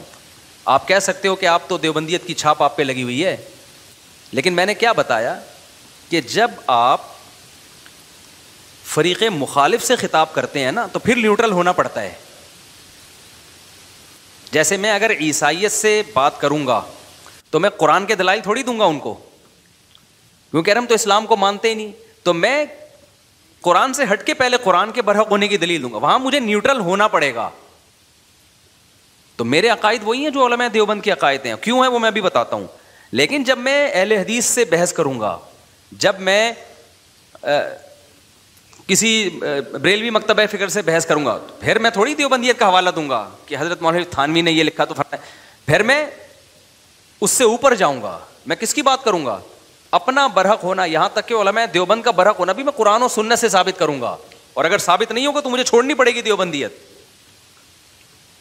تو میرا مقصد تو صرف یہ ہے کہ یہ جو لیبل لگنے کی وجہ سے لوگوں نے کہا ہے نا کہ یہ اتنے سارے فرقے, لہذا یہ لیبل غلط لگایا جا رہا ہے. یہ صرف کیا ہے, ایک منجن بیچا جا رہا ہے, ایک اچھا عنوان لگا کے, اور کچھ بھی نہیں ہے. تو میں اب دیوبندیت سے نکل کے بات کر رہا ہوں نیوٹرل ہو کے, کہ ہم نے ہر طرح کے علماء کی کتابیں پڑھی ہیں. علم میں کوانٹٹی بہت ہے, علم کے اندر جو عمق اور گہرائی چاہیے نا, جو گرفت چاہیے, وہ ہم نے بر صغیر میں علماء دیوبند ہی میں دیکھی ہے. جب آپ ڈیپتھ میں جاتے ہو نا کسی چیز کی, المحند المفند کا واقعی مجھے کچھ نہیں پتا تھا کیا ہے یہ تو لوگوں نے اچھالا اس کو. جب میں نے اس کا مطالعہ کیا, اس کے دلائل لے کے, میں نے کہا یار یہ تو خاندانی کام ہے, خدا کی قسم یہ تو بڑے زبردست عقائد ہیں. یہ تو وہی عقائد ہیں جو صدیوں سے چلے آ رہے ہیں اور قرآن و سنت سے مزین ہیں. اب باقی یہ کہ یہ دیوبند ہے کیا, پہلے میں یہ ذرا آپ کو بتا دوں. دیوبند کوئی مسلک نہیں ہے. صحابہ تابعین تبع تابعین سے جو اسلام چلا آ رہا ہے نا, وہی ہندوستان میں چلا آ رہا تھا جب تک انگریز کے قدم ہندوستان میں نہیں آئے تھے. جب انگریز ہندوستان میں آیا بہت سارے فرقے پیدا ہوئے. ان فرقوں میں کیا بتاؤں, بدعتی بھی پیدا ہوئے. ان فرقوں میں ترک تقلید کا مسئلہ بھی آیا, کیونکہ انگریز نے دیکھا کہ یار یہ ایک فقہ کو فالو کرتے ہیں, باقی سب کو کیا سمجھتے ہیں, صحیح سمجھتے ہیں. اور امام ابو حنیفہ تو نیوٹرل تھے نا, نیوٹرل ہو کے انہوں نے تحقیق کی تو یہ اس کو فالو کر رہے ہیں, باقی سب کو کیا سمجھ رہے ہیں, تو یہ تو لڑ ہی نہیں رہے آپس میں. تو بڑے تمیز سے چلتے آ رہے ہیں, بڑے تمیز سے وہ ہے نا چلتا. تو انگریز نے دیکھا ان کو کہاں کہاں توڑا جا سکتا ہے. انگریز نے کیا کیا, انگریز نے کہا کہ اس ختم نبوت کا مسئلہ کھڑا کرو. بولو آخری نبی نہیں, ایک اور نبی نکالو. مرزا غلام احمد قادیانی کو نکالا. پھر ترک تقلید کا مسئلہ پہلے بھی تھا, اتنا جاندار نہیں تھا. انگریز نے کہا یہ مسئلہ کھڑا کرو. یہ ابو حنیفہ کیوں بھائی, پھر تاکہ ہر آدمی اپنی رائے پیش کرے گا. اب عوام کی بوکھلاہٹ ختم ہونے کے بجائے کیا ہو رہی ہے, بڑھ رہی ہے. وہ کہہ رہے ہیں وہ اس کا قرآن حدیث کچھ اور ہے, اس کا قرآن حدیث کچھ اور ہے, اس کا قرآن حدیث کچھ اور ہے, اس کا قرآن حدیث کیا ہے. اور پھر ایک دوسرے پہ جو کیچڑ اچھالنا ہے, نفرتیں پیدا کرنا. اتنی نفرتیں انگریز کے آنے سے پہلے نہیں تھیں جتنی اب نفرتیں ہو گئی ہیں مسلمانوں میں آپس میں. تو اس نے کہا اس پہ بھی. پھر دوسرا اس نے کہا منکرین حدیث جو پرویزی فرقہ ہے کہ بھئی ہم قرآن کو مانیں. دیکھو انگریز یہ نہیں کر سکتا تھا کہ اسلام کا انکار کر دے, کیونکہ مذہب کا انکار پر لانا آسان نہیں ہوتا. مذہب سے انسان کو فطری محبت ہوتی ہے. عیسائیوں نے اب تک عیسائیت نہیں چھوڑی ہے, میجورٹی تو عیسائیت کو مانتی ہے نا ابھی بھی. مذہب کو چھوڑنا آسان نہیں ہوتا. باپ دادا کے دین سے فطری محبت بھی ہوتی ہے انسان کو, جس مذہب میں پیدا ہوتا ہے. تو انگریز نے کہا مذہب تو نہیں چھڑوا سکتے نا ان سے, مذہب میں ایسی ان کے اختلاف ڈال دو نا, کنفیوژن ہی کنفیوژن. تو یہ جو منکرین حدیث پیدا ہوئے, ان کو کیا لیبل لگایا, قرآن. بھائی کیا کرنا ہے, قرآن. اور یہ بخاری مسلم یہ تو بعد میں لکھی ہے, 200-300 سال کے بعد, 150 سال, کوئی 200 سال کے بعد لکھی جا رہی ہے. یہ تو اجمیوں نے قرآن کے خلاف سازشیں کی ہیں. جتنے محدثین ہیں 99% تو اجمی ہیں, عربی تو ہے ہی نہیں وہ. تو یہ تو اجمیوں نے بعد میں عربیوں کو برباد کرنے کے لیے امام بخاری بھی اجمی تھے, بخارا سمرقند کے, روس کی جو سوویت یونین کی آزاد ریاستیں, جب پہلے تو یہ آزاد تھا نا, تو یہ تو وہاں کے لوگ ہیں, انہوں نے سارے معاذ اللہ وہی کے منجن بیچے ہیں. لوگوں کو مقصد کیا تھا, قرآن سے ہٹا دینا, پھر بتایا کہ دیکھو بخاری میں تضاد ہے, ادھر یہ آ رہا ہے, ادھر یہ آ رہا ہے, ادھر یوں آ رہا ہے, ادھر یہ آ رہا ہے, ایسا پروپیگنڈا کیا, پورا ایک فرقہ بن کے کھڑا ہو گیا. آپ ان کے پاس بیٹھو, آپ کی کھوپڑی گھوم جائے گی. میں تو بیٹھا ہوں نا, وہ پتہ ہے بات, میں تو بچپن میں بھی گیا ہوں لوگوں کے پاس, وہ بات شروع کرتے ہیں اللہ کی کبریائی سے. منکرین حدیث سے جب آپ ملو گے نا, اللہ ایسے نکالے گا آدمی, کہے گا بھائی. ایک لیفٹنٹ کمانڈر نیوی کے ریٹائر تھے, وہ منکر حدیث تھا, وہ صبح شام اس کا کام ہی یہی تھا ہمارے محلے میں, اور پیس لوننگ آرگنائزیشن بنائی ہوئی تھی, محبت دنیا میں پھیلانا, کام سارا نفرتوں والا, لیکن آرگنائزیشن کیا بنائی ہے, PLO. مجھے اس کا صدر بنانے چاہتے تھے وہ, تو شکر ہے میں نہیں بنا. میں جب ادھر بیٹھا میں نے کہا یہ تو کچھ اور ہی چیز ہے بھائی, یہ لیبل سب کے اچھے ہوتے ہیں, محبت پھیلا رہے ہیں, ہم لوگوں کو جمع کر رہے ہیں. اس نے کہا بھائی دیکھو حدیثوں کی وجہ سے کتنے فرقے بن گئے, حدیث رفع الدین کرنے کی بھی ہے, نہیں کرنے کی بھی ہے, زور سے آمین کی بھی ہے, آہستہ آمین کی بھی ہے, امام کے پیچھے فاتحہ پڑھو والی بھی ہے, امام کے پیچھے فاتحہ نہیں پڑھو والی بھی ہے. اس کی وجہ سے کتنے جنگ اور مناظرے اور فرقے. او بھائی اصل کیا ہے, قرآن. قرآن اللہ, ایسے اللہ نکالتا تھا نا وہ, اللہ, پھر اللہ بہت بڑا. اتنی 10 منٹ تو اللہ کی کبریائی بیان ہوتی تھی. ہمارے جو لوگ تھے نا یونیورسٹی کے لڑکے وڑکے, سب برباد ہو رہے تھے. میرا چونکہ مذہبی گھرانہ تھا, ہمارے علماء صلاح سے ہمارے تعلق رہے, میں اس کا اندازہ ہو گیا, میں نے کہا یہ گڑبڑ کر رہا ہے. تو میں تو پھر مختصر بات, مجھے پاس تو اتنی نالج نہیں تھی منکر حدیث کے خلاف, لیکن میں نے تو 2-3 چیزوں میں پکڑ لیا اس کو نا. میں نے کہا تو قرآن خود کہہ رہا ہے کہ نبی کی اتباع کرو اور نبی قرآن کی تشریح کریں گے, تو چلو یہ ساری کتابیں غلط ہو گئیں.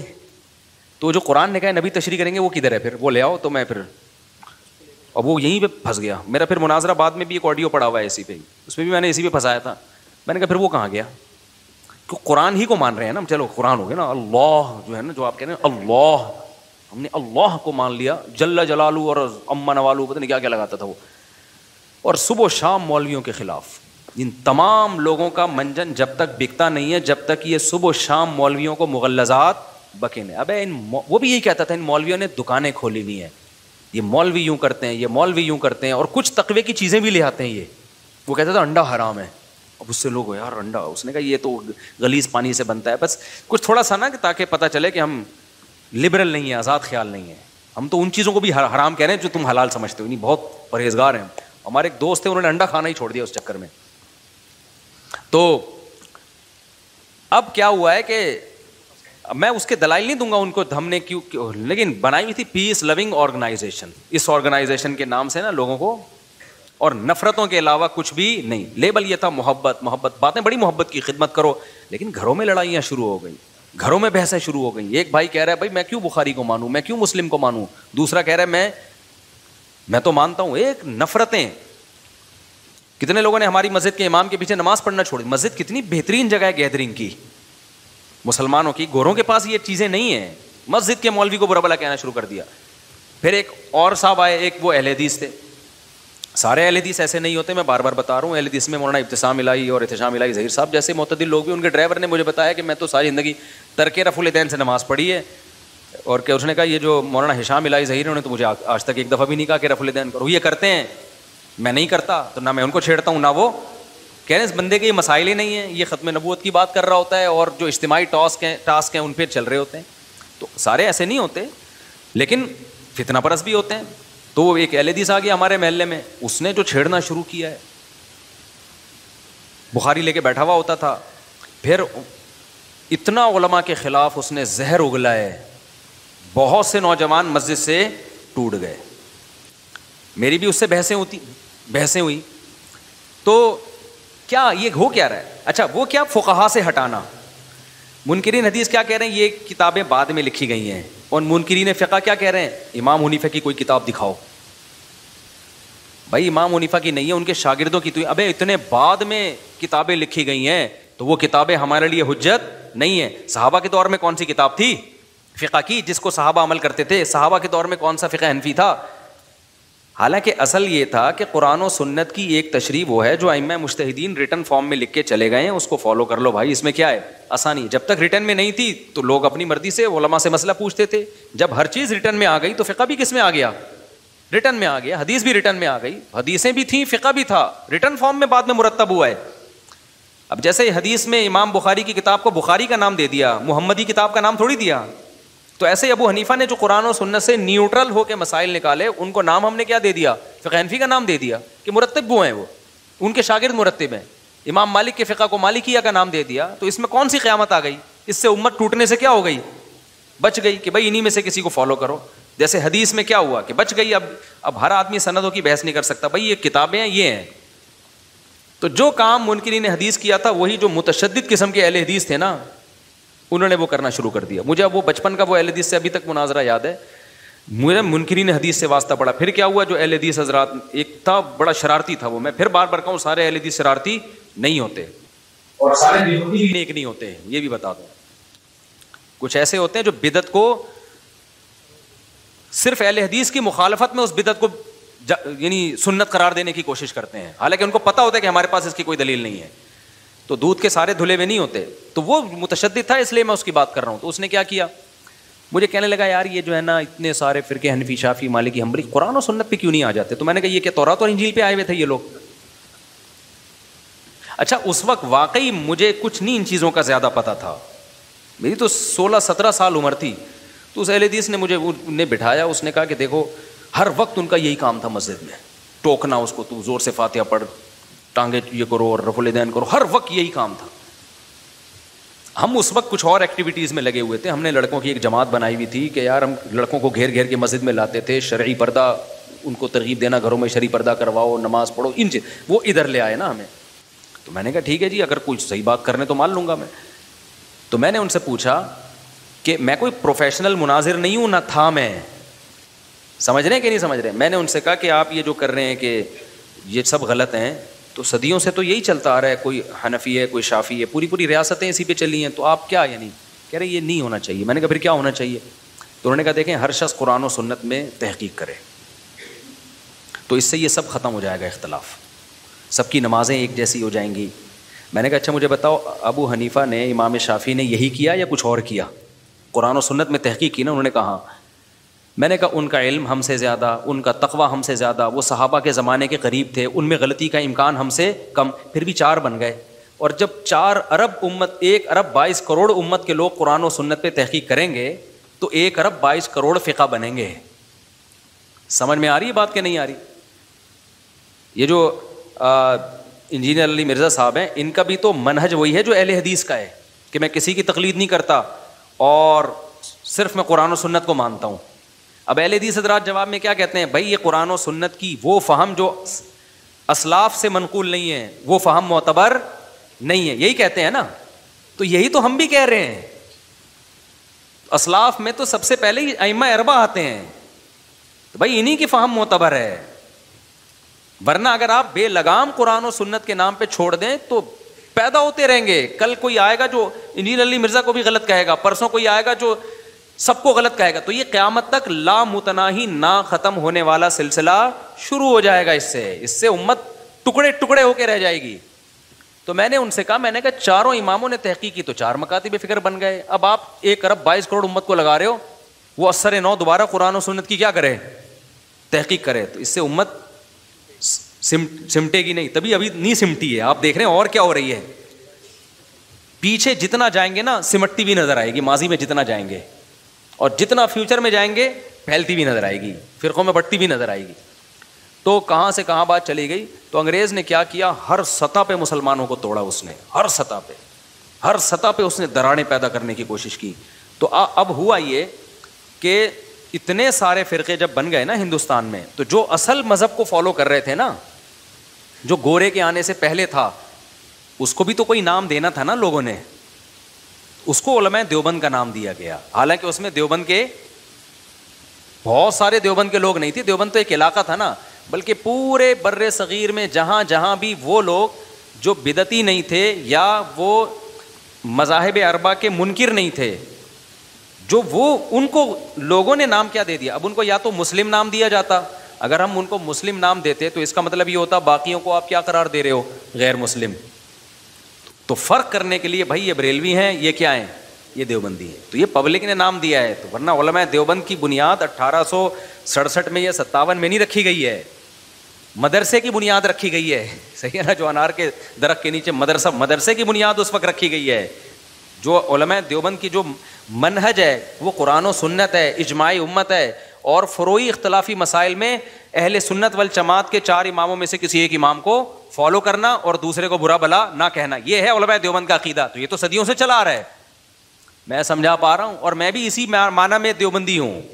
اس کے علاوہ میری نظر میں دیوبندیت کو کوئی اور مفہوم اگر ہے تو وہ غلط ہے, پھر میں نہیں ہوں. صحیح ہے نا, سمجھ میں آ رہی ہے بات کہ نہیں آ رہی؟ تبھی میں جب دلائل دیتا ہوں نا تو میں اسی اصول کو سامنے رکھ کر دیتا ہوں, قرآن, حدیث, اجماع صحابہ. اور جب اختلاف ہوگا فروعی مسائل میں جن میں دونوں طرف دلائل ہیں, تو پھر میں کیا کہتا ہوں, بھائی اب اس میں دلیل نہیں یعنی اس میں یقینی بات میں نہیں کر سکتا کہ کون صحیح ہے اور کون غلط ہے. اس میں امام شافعی کی یہ رائے ہے, امام ابو حنیفہ کی یہ رائے ہے. میں ابو حنیفہ کی رائے پر عملی طور پر عمل کرتا ہوں, باقی یقینی فیصلہ نہیں کر سکتا, کیونکہ اجتہادی چیزوں میں آپ یقینی فیصلہ کر ہی نہیں سکتے. تبھی میں کہتا ہوں بھائی رفع الیدین کرنے والی نماز بھی ٹھیک ہے کیونکہ امام شافعی قائل ہیں اور حدیثوں سے ثابت ہے, نہ کرنے والی بھی ٹھیک ہے کیونکہ یہ بھی حدیث سے ثابت ہے. اب امام حنیفہ کی رائے ہے کہ یہ اس پہ بہت سارے قرائن بھی ہیں کہ آخری نماز ہے ترک رفع الیدین والی. وجہ کیا ہے کہ بھائی 2 سردوں کے درمیان بھی تو نبی نے رفع الیدین کیا ہے نا. اب اہل حدیث کہتے ہیں وہ چھوڑ دیا تھا, ہم کہتے ہیں چھوڑنے کی حدیث دکھاؤ کہ نبی نے کب کہا ہے کہ میں نے چھوڑ دیا, کہاں ہے؟ نبی نے کہا کہ 2 سجدوں کے درمیان میں کرتا تھا, اب نہیں کرو. ملا سکتے ہو آپ؟ بھائی عمل سے پتہ چل رہا ہے کہ اگلی جو نماز آپ کی آ رہی ہے اس میں 2 سجدوں کے درمیان آپ رفع الیدین نہیں کر رہے ہیں. ہم کہہ رہے ہیں اسی طرح عبداللہ بن مسعود کی حدیث سے پتہ چل رہا ہے کہ صرف تکبیر تحریمہ کے وقت کر رہے ہیں, باقی نہیں کر رہے.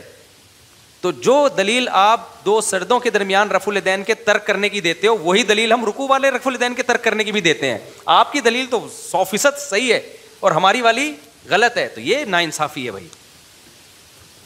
تو اب کیا ہے کہ نبی صلی اللہ علیہ وسلم سے دونوں نمازیں ثابت ہیں, لہذا ہم بڑے براڈ مائنڈیڈ ہیں. ہم کہتے ہیں یار دونوں کا اختلاف ہوا, امام شافعی کا, امام حنیفہ کا, لہذا دونوں میں سے کسی ایک کو بھی آپ غلط نہیں کہہ سکتے. لیکن پریکٹیکلی ہم نے فالو کس کو کیا ہے؟ امام ابو حنیفہ کو, اس لیے کہ بر صغیر میں انہی کا فقہ آیا. تو جو فقہ جہاں آئے تو 1.5 اینٹ کی الگ مسجد کیوں بناؤ بھائی آپ وہاں پہ؟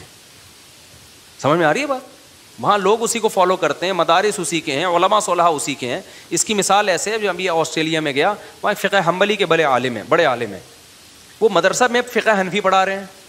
میں نے کہا آپ تو فقہ حنبلی کو فالو کرتے ہو, کہتے ہیں یہاں سب لوگ حنفی ہیں, تو میں کیوں 1.5 اینٹ کی مسجد قائم کروں یہاں پہ بھائی؟ جب وہ بھی ٹھیک ہے تو پھر یہی پڑھاؤ ان لوگوں کو. عملی طور پر کہتے ہیں میں اپنی ذات کی حد تک فقہ حنبلی کو فالو کرتا ہوں. تو یہ بڑا خاندانی طریقہ تھا جس سے امت ٹوٹنے سے بچی ہوئی تھی. اس کے علاوہ جتنے پیکج چل رہے ہیں نا مارکیٹ میں, تو وہ میرے بھائی لیبل ہیں خاندانی قسم کے, اندر مسئلے سارے کیا اس میں خراب ہیں, بڑے مسائل کھڑے ہو جائیں گے. تو علماء دیوبند کا نہ کوئی نیا فرقہ ہے, نہ کوئی نئی جماعت ہے, نہ یہ علماء دیوبند کا جو ہے یہ 1800 یا 19ویں صدی میں وجود میں آئے ہیں. یہ وہی ہے جو صدیوں سے چلا آ رہا ہے, ان کے سارے دلائل وہیں سے جا کے ملتے ہیں. ہاں ان سے جنہوں نے انحراف کیا ہے وہ بعد میں انحراف ہوا ہے, تبھی وہ چند شخصیتوں پہ جا کے ملتے ہیں.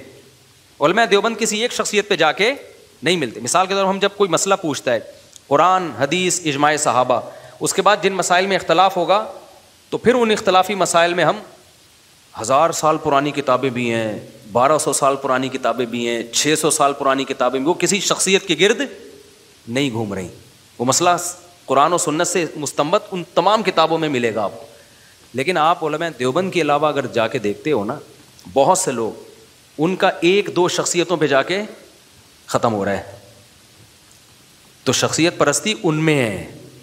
اور علماء دیوبند کی کوئی بات اگر ہمیں لوگ کہتے ہیں کہ پھر آپ ہر بات میں دیوبندیوں کو وہ کیوں کرتے ہو, ان کا دفاع کیوں کرتے ہو, یہ بھی لوگ الزام لگاتے ہیں. پھر آپ ہر بات میں علماء دیوبند کا دفاع کرتے ہو, تو یہ الزام بھی آپ نے ہی لگایا ہوا ہے. ہم ہر بات میں کر رہے ہوتے تو ہم اجتماعی دعا کے قائل ہوتے, جبکہ ہم اجتماعی دعا کے فرض نماز کے بعد اجتماعی دعا کے قائل بولو نا نہیں ہے, کیونکہ نہیں ملتا ہمیں, قرآن و سنت سے بھی نہیں ملتا, اجماع صحابہ سے بھی نہیں ملتا, اور پھر ہمیں کسی صحابی سے بھی نہیں ملتا.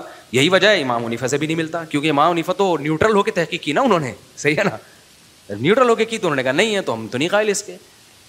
سمجھتا ہے کہ نہیں سمجھتا؟ لیکن ہم یہ نہیں ہے کہ علماء دیوبند میں اگر ایک غلطی آ گئی ہے کہ فرض نماز کے بعد اجتماعی دعا کو انہوں نے سنت ماننا شروع کر دیا, تو اب ہم کہیں یہ چونکہ دیوبندی, ان کی میں عبارتیں نکال کے دکھاؤں, یہ دیکھو یہ غلط کر رہے ہیں, یہ غلط کر رہے ہیں, لہذا یہ غلط ہیں, اب میں نیوٹرل ہوں. نیوٹرل ہو کے کیا ہوگا کہ میرے نام سے ایک فرقہ بن جائے گا جس کو فرقہ طارقیہ کہنا فیوچر میں لوگ شروع کر دیں گے.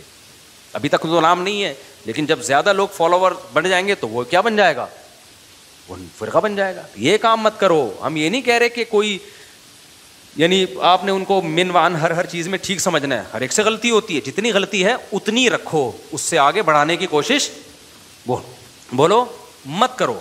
بہشتی زیور میں لکھا ہے 15 شعبان کا روزہ سنت ہے, علماء دیوبند کی نہیں ہے. یہ بہشتی زیور کے مسائل علماء دیوبند کے نہیں ہیں, صدیوں پرانی کتابوں سے لیے گئے ہیں, قرآن سے لیے گئے ہیں, حدیث سے لیے گئے ہیں, اور جن مسائل میں اختلاف تھا تو ان میں امام حنیفہ کی رائے لی گئی ہے, یعنی فقہ حنفی کی رائے لی گئی ہے.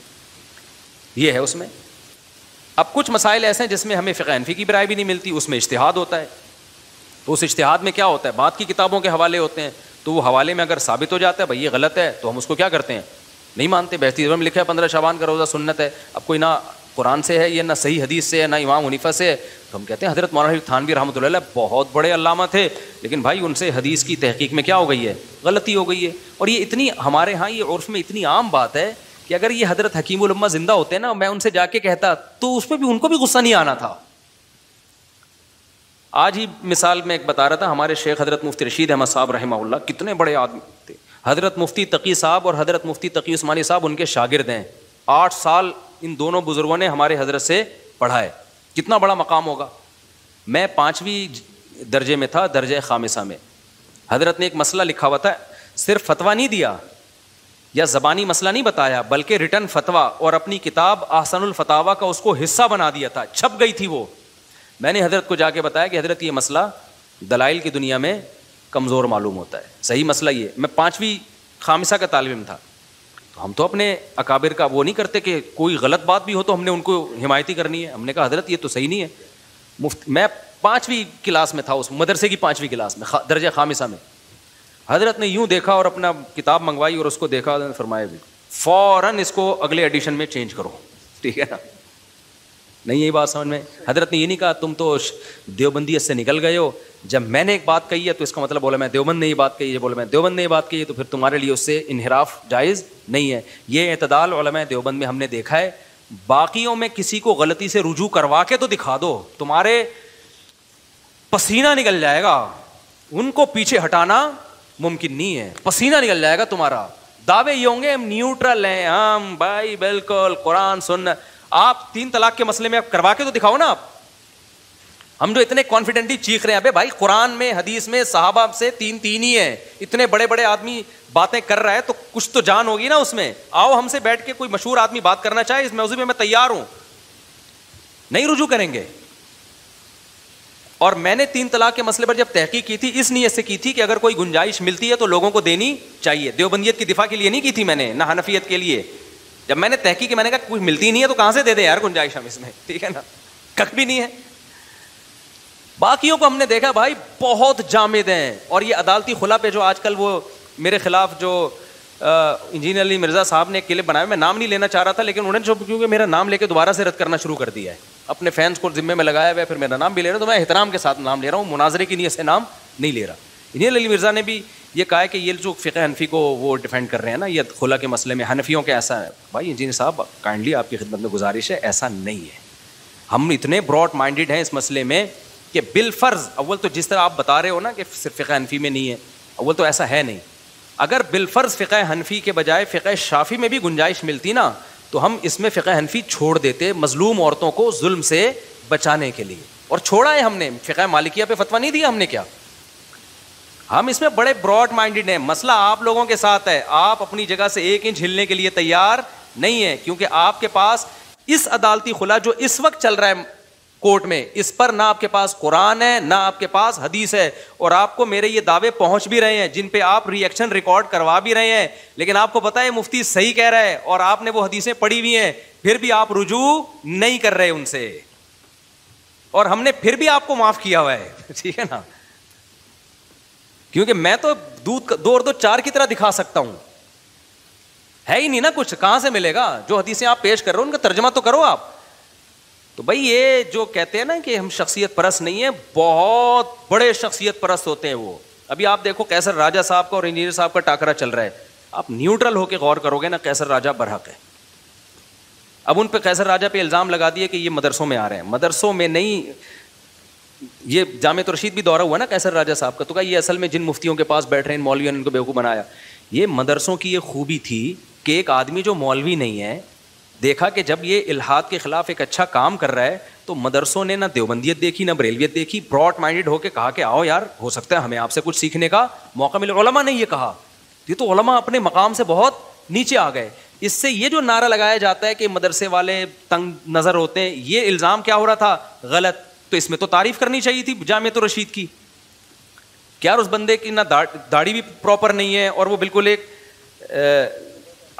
طالب علم بھی, یعنی مدرسے کا طالب علم بھی نہیں ہے, وہ تو بالکل وہ اپنے آپ کو حنفی بھی نہیں کہتے. مجھے نہیں پتا وہ قیصر راجہ فقہ حنفی کو فالو کرتے ہیں, شافعی کو کرتے ہیں, یہ کیا ہے اہل حدیث ہے, مجھے ابھی تک نہیں پتا اور ہم نے پوچھا بھی نہیں.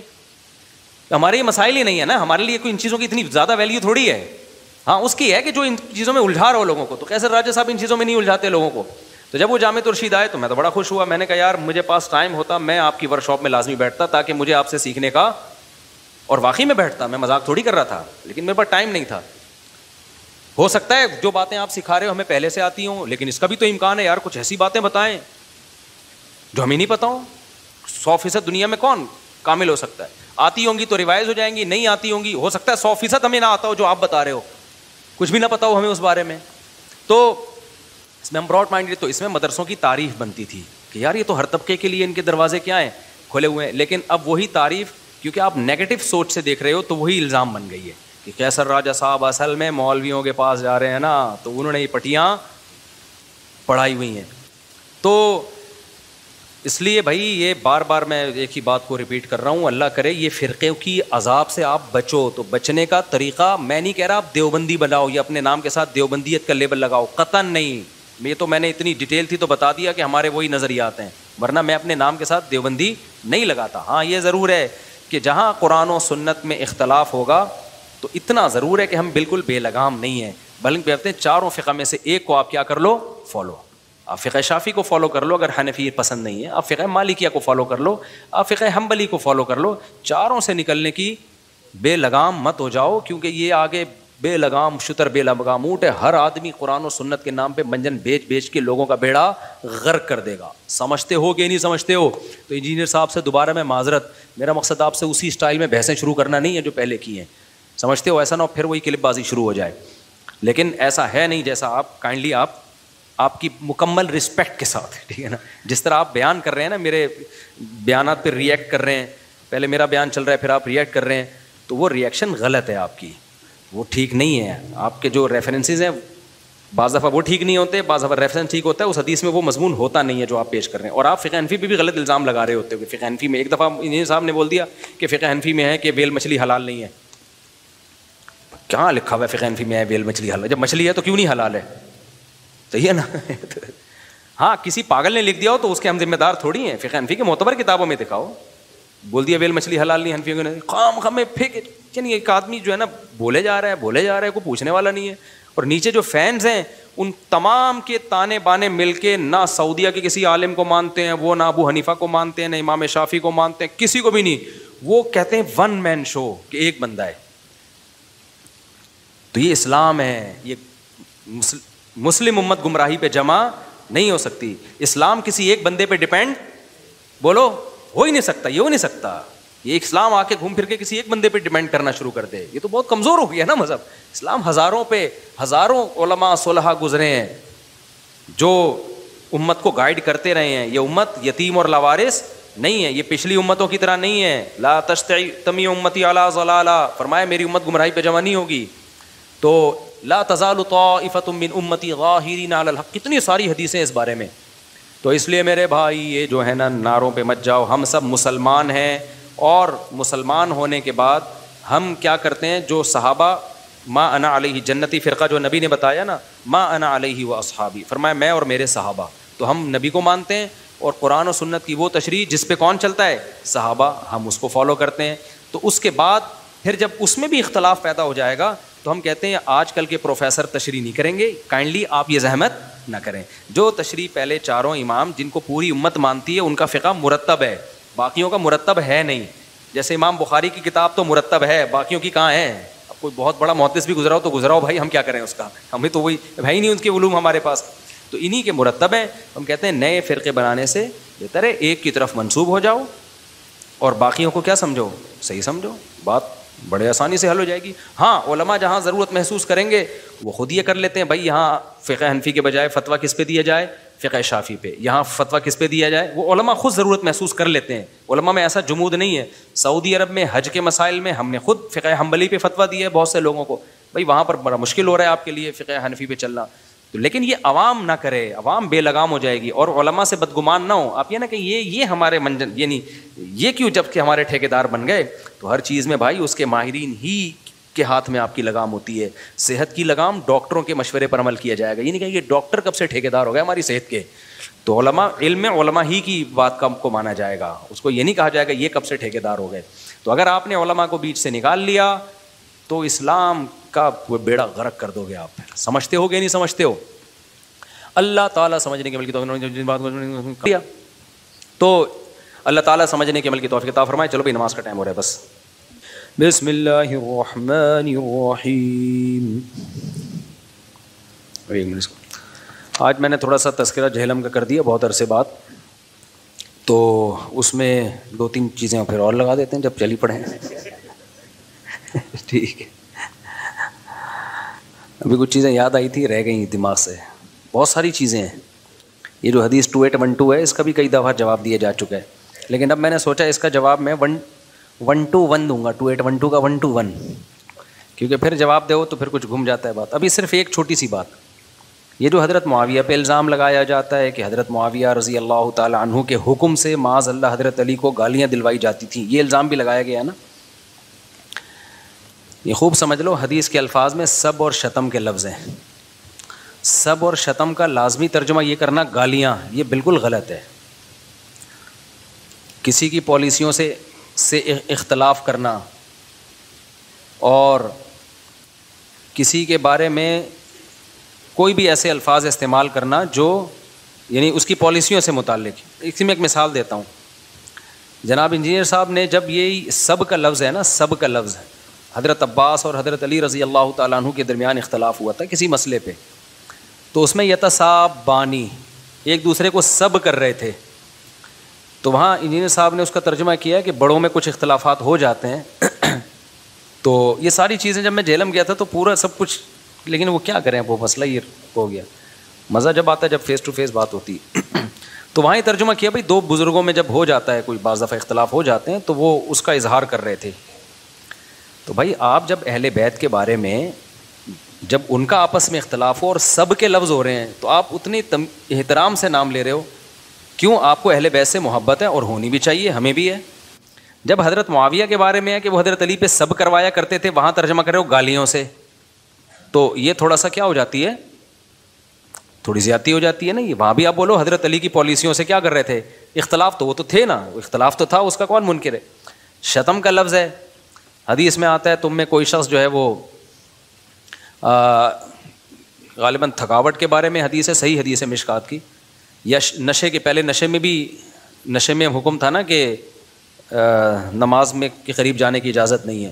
تو یا تو یہ نیند کے بارے میں حدیث ہے کہ جب نیند آ رہی ہو نا, گہری تھکاوٹ ہو, تو پھر نماز نہ پڑھو, کیونکہ اس میں آتا ہے کہ کوئی شخص اللہ کے سامنے کھڑا ہوتا ہے وَيَشْتِمُ, اور اللہ کو شتم کرنا شروع کر دیتا ہے, کیونکہ دماغ کام نہیں کر رہا ہوتا تو شتم کرنا شروع کر دیتا ہے. تو کیا صحابہ کرام معاذ اللہ کو گالیاں دینا شروع کر دیتے تھے نماز میں؟ بھائی شتم کا مطلب یہی ہے کہ اللہ کی مرضی کے خلاف کوئی بات ہو جائے, ایسی بات ہو جائے جو نماز کے تقاضوں کے خلاف ہے. تو خلاصہ یہ نکلا کہ سب اور شتم, کسی کی پالیسیوں پہ اعتراض کرنا, کسی کو جو ہے وہ اختلاف رائے کرنا, اس میں تھوڑا مضبوط لہجہ اختیار کرنا, اس کو بھی سب و شتم کہا جاتا ہے. اور یہ دونوں چیزیں حدیث سے ثابت ہیں. اور آپ نے جب اہل بیت کا آپس میں اختلاف ہوا تو وہاں یہی ترجمہ کیا ہے. تو ہم کہتے ہیں جیسے اہل بیت سے محبت یقیناً ہونی چاہیے, تو سیدنا معاویہ کے بھی تو فضائل ہیں نا, تو ان کے لفظ میں آپ تعویل کیوں نہیں کر رہے؟ کم از کم ان کو وہ مقام دے جو سیدنا علی نے ان کو مقام دیا ہے. وہ الزامات ان پر مت لگاؤ جو حضرت علی نے بھی ان پر الزامات نہیں لگائے. یہ وہ جو الزام لگائے جا رہے ہیں نا, یہ وہ الزامات ہیں جو مدعی سست اور گواہ چست. حضرت علی کا بھی اس حد تک ان سے نہیں تھا. سیاسی اختلاف میں تلواریں چلتی ہیں, لیکن ایک دوسرے کی ذات پہ نہیں کیچڑ اچھالا جاتا, اور نہیں اچھالا حضرت علی نے کیچڑ. نہ حضرت معاویہ نے اچھالا ہے نہ حضرت علی نے اچھالا ہے. سمجھتے ہو کہ نہیں سمجھتے؟ تو وہ اس میں کہہ دیا کہ فقہ حنفی میں جو ہے نا ویل مچھلی حرام ہے. کوئی فقہ حنفی میں حرام نہیں ہے بھائی, حلال ہے فقہ حنفی میں. مچھلی تو جو ہے وہ حلال ہے. اور بھی بہت ساری باتیں فقہ حنفی کی طرف منسوب کی ہوئی ہیں کہ فقہ حنفی میں ایسا ہے, حالانکہ وہ ہوتا ہی نہیں ہے ایسا. یا پھر وہ صرف فقہ حنفی میں نہیں, وہ سارے فقہ میں ایسا ہوتا ہے, سب میں ہی ہوتا ہے. تو آپ نے اس کو ایک فقہ کو پکڑ کے وہ بنایا ہوا ہوتا ہے اس میں. تو اس لیے یہ ابھی بہت ساری باتیں تھیں. ابھی چونکہ میرا ٹاپک میں اس لیے تھوڑی بیٹھا تھا, تو انہوں نے چھیڑ دیا بلا وجہ اپنے شاگردوں کو نا, میرا کلپ چلا کے پھر اس پہ ریئیکشن. ایک طرف آپ کہہ رہے ہو ہم نے مفتی صاحب سے دوستی کر لی ہے, دوسری طرف آپ پھر وہی کام کر رہے ہو, آپ کو چین ہی نہیں آ رہا یار. تو اب میں اگر الجھ گیا نا, یہ ذہن میں رکھو, ابھی تک میں نے انجینئر کے خلاف پراپر ورک کیا نہیں ہے, کیونکہ میں اپنے آپ کو اس بحث میں نہیں الجھانا چاہتا. جیسے قیصر راجہ صاحب نہیں الجھانا چاہتے نا, وہ کہتے ہیں میں ایتھیزم کے خلاف کام کر رہا ہوں. تو میرے بھی ٹاپک یہ ہے نہیں, میرے ٹاپک بھی ایتھیزم کے خلاف ہے. اسلام کی حقانیت کو دنیا کے سامنے بیان کرنا, پھر پریکٹیکلی جو خرابیاں مسلمانوں میں آئی ہوئی ہیں, خاص طور پر ہمارا فیملی سسٹم ابھی خطرے میں لگا ہوا. میں جو 4 شادیاں چیختا ہوں آپ کو عیاش بنانے کے لیے تھوڑی چیختا ہوں, میں پاگل ہوں کیا میں؟ تمہارے 4 شادیوں سے مجھے کیا ملے گا بھائی؟ مجھے کوئی فائدہ ہونے والا ہے؟ مجھے اس لیے کروا رہا ہوں لڑکیوں کے گھر بسیں اور زنا سوسائٹی سے ختم ہو. وہ حال نہ ہو جو جاپان کا حال ہوا ہے, جو انگریزوں کا حال ہو گیا. اتنی ترقی کے بعد بھی بیچارے برباد ہو رہے ہیں, تو وہی ہمارا بھی حال ہو جائے گا. تو ہم تو اس چکر میں ان چیزوں میں, اگر میں انہی رفع الدین میں اور وہی 2812 کو لے کے بیٹھا رہوں اور بنو امیہ کے پھڈے سلجھاتا رہوں, تو ہماری تو صلاحیتیں ساری کدھر چلی جائیں گی؟ اسی میں لگ جائیں گی. تو اس لیے انجینئر صاحب سے گزارش ہے کہ خاموش ہی رہیں تو زیادہ آپ کریں. میرا نام نہ استعمال کریں, نہ میری کسی فین کو بولیں کہ تصویر لگائے, کیونکہ اب اگر میں شروع ہوا تو چونکہ جہلم جانے کا دروازہ بھی بند ہو گیا ہے. آن لائن بھی آپ نے بیٹھنے سے انکار کر دیا تھا.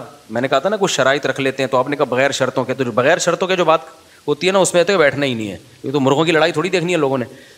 تو اب اگر میں شروع ہوا نا, تو پھر میں پراپر گھر تک پہنچاؤں گا آپ کو, کیونکہ پھر میں اسی طرح کروں گا. ابھی تک میرا ایک بھی میرا خیال ہے کہ ایسا کلپ نہیں ہے جس میں انجینئر صاحب کا میں نے بیان چلا کے ریئیکٹ کیا اس پہ. اصل تو طریقہ یہی ہوتا ہے کہ آپ اگلے کا بیان چلائیں کہ یہ انہوں نے یہ کہا ہے اور یہ کیا کہا ہے, یہ دیکھو غلط ہے. تو انجینئر صاحب آپ رجوع کر لو, آپ نے کہا رفع الدین کی یہ ترک رفع الدین کی حدیث ضعیف ہے, کسی نے بھی صحیح نہیں کہا, یہ دیکھو صحیح کہا ہوا ہے. اب وہاں پھر بھاگنے کا راستہ نہیں ہوتا. پھر آپ کے فینس آپ کو بولیں گے یہ تو کہہ دیا نا, یہ کیا, آپ رجوع کرو. پھر اتنے رجوع کرنے پڑیں گے نا, اسٹاپ نہیں ہوگا. رجوعوں کی ایک طویل فہرست ہے. آپ نے کہا کہ یہ جو قبر کی مٹی والا عقیدہ ہے کہ قبر کی مٹی جو ہے نا عرش سے افضل ہے, یہ علماء دیوبند کا گڑھا ہوا عقیدہ ہے. گڑھا ہوا کسے کہتے ہیں؟ جو ایجاد کردہ ہو. نہیں بھائی, یہ تو صدیوں پرانا عقیدہ ہے. صحیح ہے نا, یہ تو فلاں کا بھی ہے, یہ تو ابھی میں بتاؤں گا نا, ابھی تھوڑی میں بحث چھیڑ دوں گا. یہ تو محدثین کا ہے, یہ تو فلاں کا ہے, یہ تو فلاں کا ہے, یہ تو فلاں کا ہے. آپ نے کہا یہ قرآن و حدیث کے خلاف ہے, اور اس میں آپ نے جو قرآن کی آیت پڑھی اس سے تو اس کی کہیں مخالفت ثابت ہو نہیں رہی. یہ دیکھو یہ ترجمہ ہے آیت کا, اس کا ترجمہ ہی آپ غلط کر رہے ہو. تو آپ اس سے رجوع کر لیں کہ میں نے غلط ترجمہ کیا. بالکل صاف پتہ چل رہا ہے یہ اس کا مطلب ہی نہیں بنتا. تو اتنی چیزیں ہوں گی کہ آپ نہیں ٹک پاؤ گے بھائی. وہ کہتے ہیں نا تم سے نہیں ہو پائے گا, ٹھیک ہے نا, بہت مسئلہ ہے. آپ نے کہا تھا, میں نے کہا تھا حضرت حسن نے کثرت سے شادیاں کی ہیں. آپ نے کہا یہ امام حسن کی توہین ہے, کسی حدیث میں نہیں ہے, یہ کسی حدیث کی کتاب میں نہیں ہے. تو میں فوراً دکھا دوں گا, دیکھو آپ کا پہلے کلپ چلاؤں گا میں. آپ کہہ رہے ہو کسی حدیث کی کتاب میں نہیں ہے, میں دکھاؤں گا یہ رہی حدیث اور یہ کتاب. پھر آپ کہو گے ضعیف ہے, مجھے پتہ ہے. تو بھائی آپ نے دعویٰ یہ نہیں کیا تھا کہ ضعیف ہے یا صحیح ہے, آپ نے کہا تھا کہ کسی کتاب میں یہ ہے ہی نہیں, یہ کتاب. پھر آپ کہو گے یہ حدیث کی کتاب نہیں ہے, یہ آپ کا کلپ ہے جس میں آپ کہہ رہے ہیں یہ حدیث کی کتاب ہے. پھر آپ کہہ رہے ہو یہ ضعیف ہے, یہ ضعیف نہیں ہے. بھائی جس بیس پہ آپ ضعیف کہہ رہے ہو وہ بیس کیا ہے؟ غلط ہے, یہ تو صحیح ہے. تو آپ اور ہیں ابھی, تو اگر آتے گئے نا تبھی بتا, بہت ہیں. آپ نے کہا یہ عدالتی خلا, عورت کو بھی حق طلاق کا. آپ نے جو حدیث پڑھی بھائی وہ یہ ترجمہ نہیں ہے. سمجھتے ہو کہ نہیں سمجھتے؟ وہ یہ نہیں ہے. آپ نے کہا اسلام میں ساس کا کوئی رشتہ ہی نہیں ہے, اس پہ کوئی قرآن و سنت کی دلیل نہیں ہے. یہ قرآن کی آیت ہے بھائی, اس سے سسرال کا رشتہ کیا ہو رہا ہے؟ ثابت ہو رہا ہے. آپ نے کہا تھا عورت پر شوہر کے رشتہ داروں کی خدمت لازمی نہیں ہے، یہ رہی بخاری کی حدیث. اس سے پتہ چلتا ہے بعض صحابہ نے شادی کی ہی اپنے بچے پلوانے کے لیے، سوتیلے بچی، بلکہ اپنی بہنوں کو پلوانے کے لیے. جابر بن عبداللہ نے، میں بتا نہیں رہا نا، ابھی تو پروگرام شروع ہو جائے گا نا پھر وہ، کیونکہ فوراً ریئیکشن ملیں گے یہ حدیث کا یہ مطلب ہے، تو وہ تو جب ہوگا نا. تو اتنی ہے کہ آپ خدا کی قسم میں کانفیڈنٹلی کہہ رہا ہوں، مجھے ریئیکشن کرانے میں میرا پلڑا بہت بھاری ہوگا انشاءاللہ، بہت بھاری ہوگا.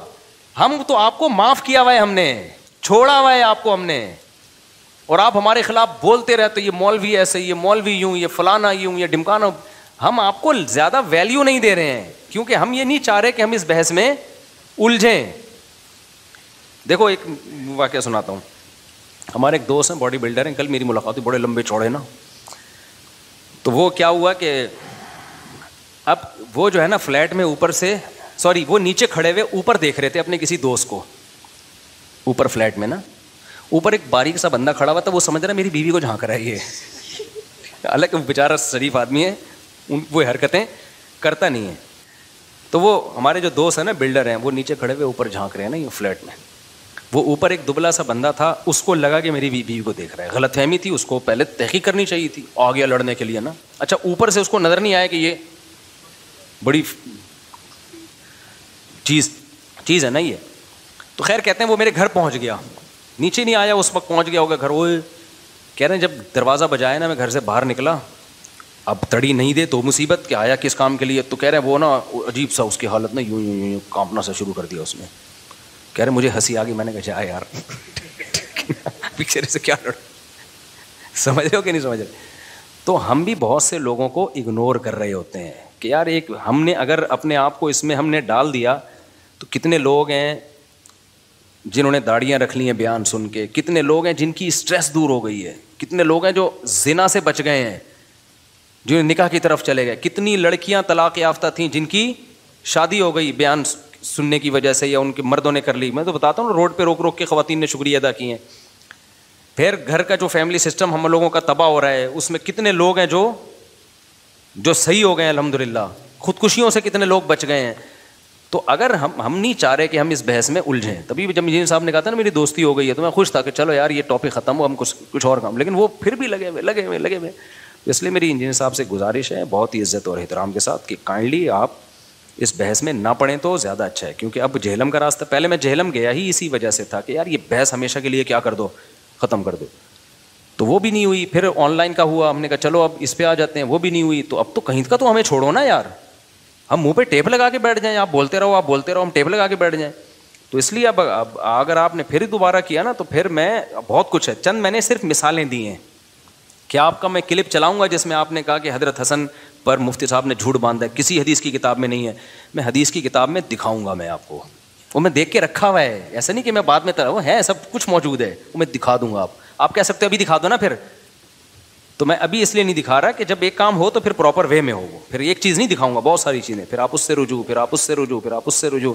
رفع الیدین والے مسئلے میں جو، پھر تراویح والے مسئلے میں جو آپ نے کہا گولڈن سنت ہے 8 رکعت والی گولڈن، میں یہ بھی بتاؤں گا یہ گولڈن کا لفظ آپ نے کہاں سے چرایا ہے.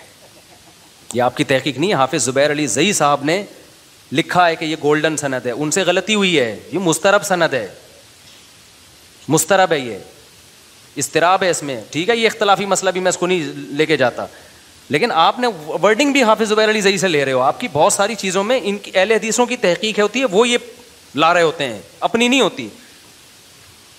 تو اس میں اگر کسی اہل حدیث عالم سے غلطی ہو گئی تو اہل حدیث تو مان لیتا ہے کہ ہمارے عالم سے غلطی ہوئی ہے، آپ کو تو وہ بھی نہیں پتا ہوتا کیونکہ آپ تو چھاپ رہے ہوتے ہو پورا اسی طریقے سے. تو یہ اتنی ساری چیزیں میرے پاس رکھی ہوئی ہیں نا جو میں لے کر آؤں گا. اور پھر وہ اس میں آپ نے جو صلاۃ اللیل کے لفظ میں جو آپ نے تراویح کے مسئلے میں لوگوں کو الجھایا ہے، تو لوگ تو الجھ گئے اس میں، ہم تھوڑی الجھے ہیں بھائی، ہم نہیں الجھے اس میں. آپ نے کہا کہ صلاۃ اللیل ہی ہیں ساری کی ساری نمازیں، وہ ابھی میں نہیں زیادہ گہرائی میں جانا چاہتا. تو اس میں آپ نے کیا گڑبڑ کی ہے. پھر آپ نے سنت مؤکدہ والی جو حدیث پیش کی کہ صحابی نے کہا میں بس یہ کروں گا، اس کے علاوہ اور کوئی عبادت نہیں کروں گا. تو نبی نے فرمایا جس نے جنتی کو دیکھنا ہو اس کو دیکھ لے. تو اس پہ آپ نے کہا اس سے پتہ چلتا ہے سنت مؤکدہ نہیں ہے، یہ مولویوں نے بنائی ہوئی ہے کہ سنت مؤکدہ بس نوافل ہیں، پڑھ لو اچھی بات ہے، نہیں پڑھو. تو میں بتاؤں گا سنت مؤکدہ کیسے، آپ ہی کے کلپ سے ثابت کروں گا. آپ نے کہا یوٹیوب کی ارننگ حرام ہے، کہا نا، میرے خلاف کلپ بنائے کہ مولوی لوگ یوٹیوب سے پیسہ کماتے ہیں، یوٹیوب سے پیسہ کماتے ہیں کیونکہ اشتہار بیہودہ چلتے ہیں. ابھی آپ کا کلپ آیا ہے، آپ سے کسی نے سوال پوچھا کہ یہ جو ولاگرز ویڈیوز بناتے ہیں ان کی ارننگ کے بارے میں پوچھا گیا. تو انہوں نے کہا جو بیہودہ ویڈیو بناتے ہیں ان کی ارننگ حرام ہے. یہ جواب آپ پہ سوٹ نہیں کرتا تھا. آپ پہ چاہیے تھا ہودہ بنائیں یا بیہودہ بنائیں، یہ جواب دینا چاہیے تھا آپ کو. وہاں ولاگر کا مسئلہ آیا تو آپ نے ڈنڈی مار دی کہ جو بیہودہ ویڈیوز بناتے ہیں ان کی ارننگ حرام ہے. اس کا مطلب ہودہ جو بناتے ہیں، یعنی بیہودہ کا الٹ ہودہ ہی ہوگا نا، ان کی حلال ہے. بھائی آپ تو اس کی بھی حلال نہیں کہتے، تو یہ جواب تو آپ کے لیے بنتا ہی نہیں ہے. مجھ سے کوئی پوچھے یہودی جنت میں جائیں گے یا عیسائی، میں کہوں گا دونوں جہنم میں جائیں گے. بھائی مجھے اس سے کیا فرق ہے کہ ہاں ایک جو ہے نا، ایک جو ہے وہ زیادہ درجے کا کافر ہے، ایک اس سے کم درجے کا، لیکن ہیں تو دونوں کیا، ہماری نظر میں تو دونوں غیر مسلم ہیں اگر ان تک اسلام کی دعوت پہنچی اور وہ نہیں قبول کرتے. تو جب آپ سے یہ سوال پوچھا گیا تھا کہ ولاگرز کی آمدن جو ولاگنگ کر رہے ہیں یہ آمدن حلال ہے یا حرام ہے، تو پھر یہ جواب نہیں بنتا تھا کہ جو اس میں فحش ویڈیوز بنا رہے ہیں ان کی حرام ہے. دوسرا انہوں نے پی گئے، یعنی اس کا مفہوم تو یہی نکلتا ہے کہ جو فحش نہیں بنا رہے اس کی کیا ہے، حلال ہے. تو کہنا یہ چاہیے تھا بھائی فحش بناؤ یا غیر فحش بناؤ دونوں کی کیا ہے، حرام ہے. لیکن وہاں چونکہ مولوی نہیں ہے اس کو آپ کسی نہ کسی درجے میں فیور دے رہے ہو، اور جہاں مولانا کی بات آئے گی وہاں آپ یہ فرق نہیں کرتے. جب اچھا اپنے بارے میں کہا کہ میں نے ویڈیو جو ایڈ ہیں وہ روکے ہوئے ہیں، ویڈیو مونیٹائزیشن روکی ہوئی ہے. آپ نے جس بیس پہ یوٹیوب کی ارننگ کو حرام کہا ہے نا، اس میں ویڈیو ہو یا پکچر بھی آ رہی ہو نا ایک عورت کی، تو وہ کون سا جائز ہے؟ کوئی شیمپو کا اشتہار بھی جو ویڈیو نہ ہو، کسی خاتون کی تصویر بھی آ گئی تو وہ بھی تو حرام ہو گیا نا. کیا خیال ہے بھائی؟ تو وہ کون سا جائز ہو گیا؟ آپ یہ کہو کہ وہ کم حرام ہے یہ بڑا حرام ہے، لیکن حرام تو دونوں ہو گئے. وہاں آپ نے پی گئے اس کو، تو بہت ساری چیزیں ہیں. اس لیے میں نہیں چاہ رہا کہ انجینئر صاحب سے میں اجڑوں. اگر میں الجھ گیا تو پھر ان تمام باتوں کے آپ کو اسٹیپ بائی اسٹیپ، سیاسی مسائل میں بھی، آگے سیاست میں بھی بہت کچھ، میں تو سیاسی چیزوں میں بولتا نہیں ہوں. ابھی کتنے الیکشن چل رہے ہیں، اکھاڑ پچھاڑ، میں نے تو چھوڑ دیا بولنا، کیونکہ بھائی ہمارا موضوع یہ ہے نہیں. کبھی کوئی بہت مسئلہ ہو گیا تو دو چار لفظ بول دیتا ہوں، ورنہ نہیں. لیکن بعض لوگ ہر چیز میں گھس رہے ہیں. تو ایسے اس میں خواتین مردوں کی نماز والا مسئلہ تھا. میں نے کہا کوئی حدیث لے کر آؤ جس میں ہو کہ عورتیں آہستہ لبیک کہیں گی. اس کا بھی کیا کر دیا، حدیث پیش نہیں کی ہے. آپ نے صحابی کا اثر پیش کیا ہے. حالانکہ حدیث سے کیا مراد ہوتی ہے، جب الاطلاق. ہم تو صحابی کے اثر کو بھی حدیث ہی مانتے ہیں. تو اگر اسلاف کے اثر کو حدیث ماننا ہے تو ہمارے پاس بھی موجود ہے. اور پھر آپ نے جو حدیث پیش کی وہ بھی ضعیف ہے. تو میں کلپ چلا سکتا ہوں. آپ نے جب آپ کا مسئلہ آتا ہے کہ عورتیں آہستہ لبیک کہیں گی، صفا مروہ پہ دوڑیں گی نہیں بلکہ چلیں گی، وہاں کوئی بھی حدیث نہیں ہے. آپ اجماع امت کو حجت مان رہے ہو. لیکن جب خواتین مردوں کی نماز میں فرق والا مسئلہ آتا ہے تو وہاں بھی اجماع امت ہے، وہاں آپ حدیث کا مطالبہ کر رہے ہو. یہ ناانصافی ہے کہ نہیں ہے؟ ابھی انجینئر صاحب جواب نہ دیں آپ، کیونکہ آپ ہو سکتا ہے جواب دے دیں کہ حضرت عائشہ نے فرمایا کہ جی ہم چلتے ہیں تو تم بھی چلو. حضرت عائشہ نے جو فرمایا وہ سند ٹھیک نہیں ہے. سمجھتے ہو کہ نہیں سمجھتے ہو؟ اور وہ بھی حدیث مرفوع تھوڑی ہے. وہ فرمایا ہی کو اگر دیکھنا ہے پھر تو فرمانے والے بہت سارے دنیا میں گزرے ہیں، نبی سے تو دکھاؤ نا. تو ایسے بہت سارے مسائل ہیں بھائی. بہت کوے والا جو کلپ پہ انہوں نے جو ریئیکٹ کیا تھا اس میں بھی گڑبڑ کی ہے. کوے والے کلپ پہ میں اس کوے کو جائز نہیں سمجھتا. علی طلاق باللہ الغرور. اے لوگو، تم دنیا جو مسافر خانہ ہے، یہ مسافر خانہ ہے، یہ جرنی ہے، یہ سفر ہے، یہ ٹریولنگ ہے. یہ تمہاری منزل نہیں ہے، منزل تمہاری آخرت ہے. ہم نے تمہیں ایک ہدف دے کے پیدا کیا ہے. لیبلوکم ایکم احسن عملا، خلق الموت والحیات لیبلوکم ایکم احسن عملا. میری طرف توجہ رکھیں آپ لوگ. اللہ کہتے ہیں ہم نے تمہیں اس لیے پیدا کیا ہے، ہم تمہیں آزمانا چاہتے ہیں. تم میں اچھا عمل کون کرتا ہے، برا کون کرتا ہے، کون عادل بن کے آتا ہے، کون ظالم بن کے آتا ہے، کون انصاف پسند بن کے آتا ہے، کون کرپشن کر کے آتا ہے، کون چور ہے، کون چوری سے بچتا ہے، کون زنا کرتا ہے، کون زنا سے بچتا ہے، کون رشتہ داری جوڑتا ہے، کون رشتہ داری توڑتا ہے، کون شراب پیتا ہے، کون شراب سے بچتا ہے، کون بوڑھے ماں باپ کو گھر میں رکھ کے ان کے قدموں میں جنت تلاش کرتا ہے، کون ٹینشن سے بچنے کے لیے بوڑھے ابا اماں کو اولڈ ہاؤس میں جمع کرا کے آ جاتا ہے. سمجھ میں آ رہی بات کہ نہیں آ رہی؟ کون نکاح کو پروموٹ کرتا ہے، کون گرل فرینڈ بوائے فرینڈ والے سیٹ اپ کو پروموٹ کرتا ہے، کون زوجہ کے حقوق ادا کرتا ہے اور کون اسے کمزور سمجھ کے اس کے حقوق پی جاتا ہے، کون ماتحتوں کے ساتھ اچھا سلوک کرتا ہے. فکو رقبہ، کون غلاموں کو آزاد کراتا ہے, کون انسانوں کو غلام بناتا ہے. 20 احکام ہے. کون اللہ کی عبادت کرتا ہے, کون عبادت سے جان چھڑاتا ہے, کون رمضان کے روزے رکھتا ہے, کون رمضان میں کھاتا ہے, کون ہے جو اللہ کے گھر کی زیارت کا جذبہ رکھتا ہے, اور کون ہے جو استطاعت کے باوجود ہر جگہ جاتا ہے, خدا کے گھر کو وہ ویلیو دینے کے لیے تیار نہیں ہے. اسلام کے احکام کی ایک طویل فہرست ہے, طویل فہرست ہے. تو اللہ نے پیدا اس کے لیے کیا ہے. سمجھ رہے کہ نہیں سمجھ رہے؟ کون توحید پرست ہے, کون اپنے خالق کے ساتھ غیروں کو شریک کرتا ہے, کون معاہدوں کی خلاف ورزی کرتا ہے, کون معاہدوں کی پابندی. دیکھو جانوروں کو اللہ نے آزمائش کے لیے پیدا نہیں کیا, ان میں عقل ہی نہیں ہے. کسی پاگل کو کبھی بھی ایگزامینیشن ہال میں نہیں بٹھایا جاتا. انسان کے پاس کھوپڑی ہے, عقل ہے, لہذا آزمائش کس کی ہے؟ انسانوں کی آزمائش ہے. ہم اپنے اختیار سے اچھے بھی بن سکتے ہیں, اپنے اختیار سے بولو برے بھی بن سکتے ہیں. گدے گھوڑے نہ اچھے ہوتے ہیں نہ برے ہوتے ہیں. ان کے اندر اگر کوئی اچھائی ہے ان کے اختیار سے نہیں ہے, وہ اچھائی کے سافٹ ویئر اللہ نے انسٹال کر دیے ہیں, وہ مجبور ہے. کتے میں اگر وفا ہے تو کتا خود بخود وفادار ہے, اس نے وفا پہ کسی مولانا کے بیانات نہیں سنے, کوئی مووی نہیں دیکھی ہوگی, کوئی فلم دیکھ کے اس نے وفا نہیں سیکھی ہے. جانور اپنے ماں باپ کو بھول جاتے ہیں بڑے ہو کر, اس میں ان کو گناہ نہیں ملتا, کیونکہ ان کے دل میں ماں باپ کی محبت بٹھانے والا کوئی بھی نہیں ہے, بٹھا سکتا بھی نہیں ہے. اور جانوروں کی مائیں اپنے بچوں سے محبت کرتی ہیں, وہ بھی نیچرلی کرتی ہیں. قدرت نے ان کے دل میں ایسے سافٹ ویئر انسٹال کر دی ہیں, دشمنی بھی انسٹال کر دی, دوستی بھی. بولو شیر اگر کمزوروں پہ ظلم کرتا ہے تو ظالم نہیں کہلاتا, وہ مجبور ہے اپنی عادت سے, فطرت سے, وہ اس سے ہٹ نہیں سکتا. اگر وہ ہٹے گا, مظلوموں پہ رحم کھائے گا تو خود بھوکا مر کے ختم ہو جائے گا. وہ شیر کو اگر ترس آ جائے, یہ ہرن بیچارہ اتنا زخمی پہلے ہی پڑا ہوا ہے اور ہائے ہائے بیچارے کو میں ہاسپٹل لے کے جاؤں, 2-4 دفعہ ایسے کرے گا, پھر ہرن شیر کو ہاسپٹل لے کے جا رہے ہوں گے تھوڑے دنوں میں. ایسا ہی ہوگا کہ نہیں ہوگا؟ ہرن لے کے جا رہے ہوں گے, بھائی اس نے بہت دنوں سے کچھ کھایا نہیں, اس کو کھاتے ہوئے شرم آ رہی ہے کہ میں کیسے کسی کو کھاؤں میں. تو ان کے بارے میں نہیں ہے, وہ نہ اچھے ہیں نہ برے ہیں. انسان میں آپ کو وفادار بھی اور بے وفا بھی, جھوٹے بھی اور سچے بھی, 1 نمبر کے 1.5 ہوشیار بھی اور 1 نمبر کے 1 نمبر بھی ملیں گے آپ کو. رشوت سے بچنے والے بھی, رشوت لینے والے بھی ملیں گے, حلال کھانے والے بھی, حرام کھانے والے بھی, نظر کی حفاظت کرنے والے بھی, بد نظری کرنے والے بھی, اور اپنی خواہشات کو اپنی زوجہ تک محدود کرنے والے بھی, اور زنا کرنے والے بھی, اپنی خواہشات کو بے لگام کرنے والے بھی. ہر طرح کے 20 قسم کے لوگ ہیں انسانوں میں. اس لیے انسان کے لیے آزمائش ہے. اللہ کہتے ہیں سب کا انجام سیم نہیں ہوگا. یہ کیسی دھاندلی ہے یار جو آخرت کا انکار کرتے ہیں, کہتے ہیں مر کے مٹی ہو کے ختم ہو جاتے ہیں. اٹ مینس اس کا مطلب یہ ہوا کہ دنیا کی گورنمنٹ لا پہ چلنے والے اور لا کو فالو نہ کرنے والے میں جب فرق کرتی ہے تو اللہ جو سب سے بڑی حکومت ہے وہ 100 انسانوں کا قتل کرنے والے کو بھی وہی انجام دے اور 100 انسانوں کی جان بچانے والے کو بھی مار کے مٹی کر کے ختم کر دے. تو اس سے بڑی دھاندلی اور اس سے بڑی کرپشن کیا ہوگی بھائی؟ تو اللہ ایسی کرپشن کر سکتا ہے کیا؟ ایسا ظلم اور ناانصافی کر سکتا ہے؟ تبھی تو قرآن کہتا ہے, میں تھوڑی کہہ رہا ہوں, ام نجعل المتقین کالفجار. یہ آیت یاد کر لیں.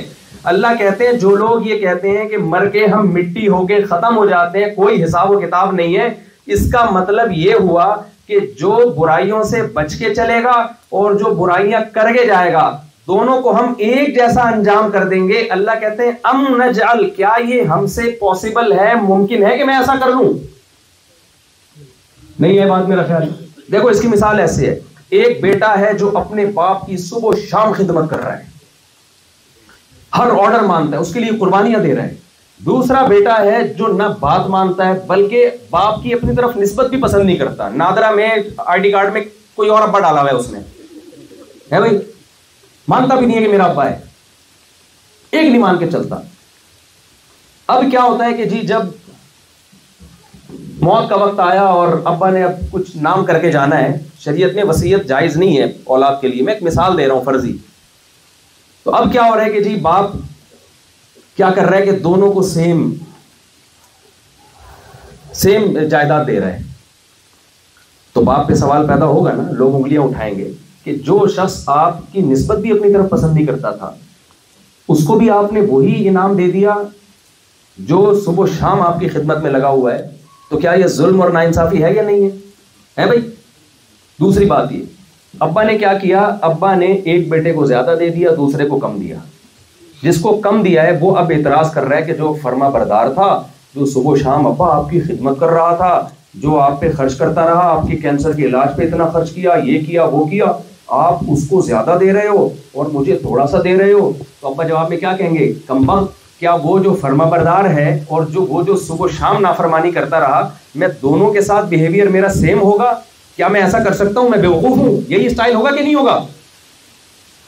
بھائی کیا ہو گیا آپ لوگ کو کہ میں فلم ڈرامے میں آ رہا ہوں یا میں تو پروگرام میں آ رہا ہوں؟ یہ اسٹائل ابا کا ہوگا کہ نہیں ہوگا؟ کیا مجھے بیوقوف سمجھا ہوا ہے تو نے؟ ایک آدمی صبح شام آدھا ہو گیا میری خدمت کر کر کے، صبح شام اس نے جو ہے نا دن رات ایک کر دی، اور وہ چرس پیتا ہے، ہیروئن پیتا ہے، میری طرف نسبت تک پسند نہیں کرتا. دیکھ نادرا میں کسی اور کو ڈالا ہوا ہے اس نے کاغذات میں، اور تو چاہ رہا ہے کہ میں اس کو بھی اتنی وراثت دوں. کیا میں دونوں کو سیم سلوک کروں گا؟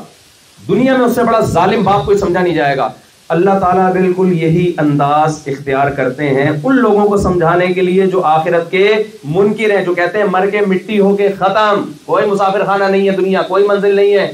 اللہ کہتے ہیں اس کا مطلب مر کے مٹی کر کے ختم کرنا ہے تو ام نجعل المتقین کالفجار، دنیا میں تمہیں ایسے لوگ نظر آئیں گے جو برائیوں سے بچتے ہیں، جو غریبوں کا پیٹ بھرتے ہیں. انما بہت فرق ہے انسانوں میں، بہت سے انسان غریبوں کے منہ سے نوالا چھین رہے ہیں، بہت سے اپنا پیٹ کاٹ کے غریبوں کا پیٹ بھر رہے ہیں. ایسے آپ کو نظر آئیں گے. حضرت عمر بن خطاب رضی اللہ تعالیٰ عنہ خلیفہ بننے کے بعد راشن کی بوری اپنے کندھوں پہ رکھ کے گھوما کرتے تھے کہ میری سلطنت میں کوئی غریب بھوکا سو گیا تو سوال کس سے ہوگا؟ مجھ سے. ایسے حکمران بھی ہیں، اور ایسے بھی حکمران ہیں کہ جو بورا رکھ کے گھوم رہے ہوتے ہیں یقیناً، لیکن وہ بورا غریبوں کے پیسوں کا بورا ہوتا ہے، اس کو ایک ملک سے دوسرے ملک شفٹ کر رہے ہوتے ہیں وہ. تو اللہ دونوں کو مار کے برابر کر دے گا. بس چلو کوئی بات نہیں، مر کے دونوں، اس کی لاش پہ جتنے کیڑے اتنے کیڑے اس پہ، ختم. ایسا نہیں ہو سکتا بھائی، کیڑے برابر ہی ہوں گے. لیکن اللہ کہتے ہیں میں حساب لوں گا. جس نے پانی سے انسان بنایا، ایک قطرے سے ماں کے پیٹ میں تمہیں انسان بنایا، وہ مر کے مٹی کر کے ختم نہیں کرے گا، اس مٹی کو ریورس کرے گا. منہا خلقناکم، اسی مٹی سے میں نے بنایا، وفیہا نعیدکم، اسی مٹی میں تحلیل کر دیا، ومنہا نخرجکم تارۃ اخری، اسی مٹی سے دوبارہ انسان بنا کے کھڑا کروں گا، حساب لوں گا تم سے. سمجھ میں آ رہی ہے بات کہ نہیں آ رہی ہے؟ تو بھائی حساب و کتاب ہے ہمارا. ہم پیدا کس کے لیے ہوئے ہیں؟ حساب و کتاب کے لیے. ایگزامینیشن ہال ہے یہ. تو جب یہ ایگزامینیشن ہال ہے تو دل ایگزامینیشن ہال سے نہیں لگایا جاتا، دل ریزلٹ سے لگایا جاتا ہے کہ نتیجہ کیا نکلنے. ایگزامینیشن ہال میں بھی آپ سہولتیں اٹھاتے ہیں، آپ پانی بھی منگواتے ہیں، چائے بھی منگوائیں گے، گٹکا بھی منگوائیں گے، اور چرس کی عادت ہے تو کوشش کریں گے پیپر سے پہلے چرس پی کے جائیں، آپ جیب میں رکھ کے جائیں، اصل دماغ کام نہ کر رہا ہو اور پرچہ حل نہ کرو. سارے انتظامات کرو گے. آپ کو ٹیمپریچر بھی مناسب چاہیے. آپ کہو گے بھائی ایگزامینیشن ہال میں اے سی اوکے ہونا چاہیے، اگر اے سی کام نہیں کر رہا آپ انتظامیہ کو فون کرو گے بھائی ہمیں پسینہ آ رہا ہے، ہم پسینے صاف کریں یا ہم پیپر حل کریں. ساری ضرورت. تو بھائی یہ دنیا مسافر خانہ ہے، لیکن آپ نے اس میں ساری ضرورتیں پوری کرنی. آپ امریکہ میں آ کے رہ رہے ہو، بھائی یہاں ہمیں صحت کی سہولت ہے، یہاں پیسے کم، ڈالر میں پیسہ کما سکتے ہیں، ہم اچھے گھر میں رہ سکتے. ٹھیک ہے بھائی، یہ تھوڑی کہ یہ آپ کا مقصد ہے. بھائی اگر مقصد ہے تو یہ بڑی بے وفا دنیا ہے. جو کعب بن زہیر نے اپنی معشوقہ کے بارے میں کہا نا، اس سے زیادہ جھوٹ یہ دنیا بولتی ہے. یہ اچانک آپ سے یہ بنگلے چھینے گی، یہ گرین کارڈ آپ سے قبر میں چھین لیا جائے گا. نہیں آ رہی میرا خیال ہے بات؟ جب آپ یہاں انٹری مارتے ہیں آپ کو دیکھا جاتا ہے گرین کارڈ یا ویزا ہے نہیں. یو ایس اے کا ویزا ہو، آدمی آدھا کلو تو اس کا خون ویسے ہی لوگوں کا بڑھ جاتا ہے یو ایس اے کا ویزا ملنے پر، اور جو نیشنلٹی مل گئی اب خون کی کبھی بھی کمی نہیں ہوگی اس میں.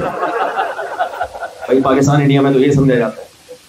اب اس میں B1 B2 B کمپلیکس اور وٹامن سی کی جتنی قسمیں کہیں بھی اوپر نیچے نہیں ہو سکتی. کامیاب. تو کیا یہ آپ کو ہمیشہ کے لیے ملا ہے؟ کیا یہاں قبرستان نہیں ہوتے؟ بولتے کیوں نہیں؟ قبرستان تو ہر جگہ ہے یار. تو مرنا ہے، ختم ہونا ہے، سب ختم. تو یہ دنیا، قرآن کی جو میں نے آیت پڑھی ہے نا، اللہ کہتے ہیں یہ دنیا ہے مسافر خانہ. جیسے ٹرین میں تم منزل کی طرف جا رہے ہو، لیکن ٹرین میں اگر زیادہ سہولتیں ملنا شروع ہو جائیں نا تو پھر آدمی کہتے ہیں ٹرین ہی سے دل لگاؤ، میں نے پشاور یا ملتان اسٹیشن پہ اترنا ہی نہیں ہے. ٹھیک ہے نا؟ وہ بھول جاتا ہے کہ میں یہاں سے اترنے کے لیے کس سلسلے میں حاضر ہوا تھا. اس ٹرین میں بیٹھا تھا اترنے کے سلسلے میں، اور آپ نے اس کے صوفے، گدے اور جو وہاں کے عملے کا بیہیویئر آپ کے ساتھ تھا وہ اتنا اچھا تھا، آپ نے ٹرین ہی سے دل لگا لیا، انہی کھڑکیوں سے، اسی اے سی سے، اسی وہ جو کھانا مل رہا ہے آپ کو, چائے اور کولڈ ڈرنک اور یہ ساری چیزیں, آپ نے کہا بھائی بس یہی ہے سب کچھ, تو اس سے بڑا کوئی دنیا میں بیوقوف ہو سکتا ہے؟ تو اللہ کہتے ہیں کہ جیسے جب انسان کا سفر بڑا حسین بن جائے تو منزل کو بھول جاتا ہے, تو ایسے ہی میں نے تمہیں آخرت کے لیے پیدا کیا, تو دو چیزیں تمہیں تمہاری منزل بھلائیں گی. ان دو چیزوں کا اللہ نے قرآن میں اس آیت میں تذکرہ کیا. تو بس میں جلدی سے وہ سمیٹ کے ختم کرتا ہوں, پھر ہم عشاء کی نماز پڑھتے ہیں. تو وہ دو چیزیں کیا ہیں؟ الحیات الدنیا انا جعلنا ما علی الارض زینۃ لہا. اللہ کہتے ہیں دنیا کے جو اوپر کی چیزیں ہیں نا, یہ میں نے بڑی مزین اٹریکٹیو بنا دی ہے. یہ اتنی اچھی ہے نہیں جتنی بنا دی, دیکھنے میں بڑی اچھی لگیں گی تمہیں. یہ کیا مطلب؟ پیکنگ اس کی بڑی خوبصورت ہے. پیکنگ کیا ہے؟ دل مائل ہوتا چلا جائے گا اس کی طرف. جب دیکھو گے کسی کا اتنا بڑا بنگلہ, اس کے پاس گرین کارڈ, اور میں ابھی تک انڈا موڑ میں رہ رہا ہوں, ایک دم دل کیا ہوگا؟ ہلے گا, اچھلے گا. تو اللہ کہتے ہیں دل کو کیا کرنا؟ سنبھال کے رکھنا.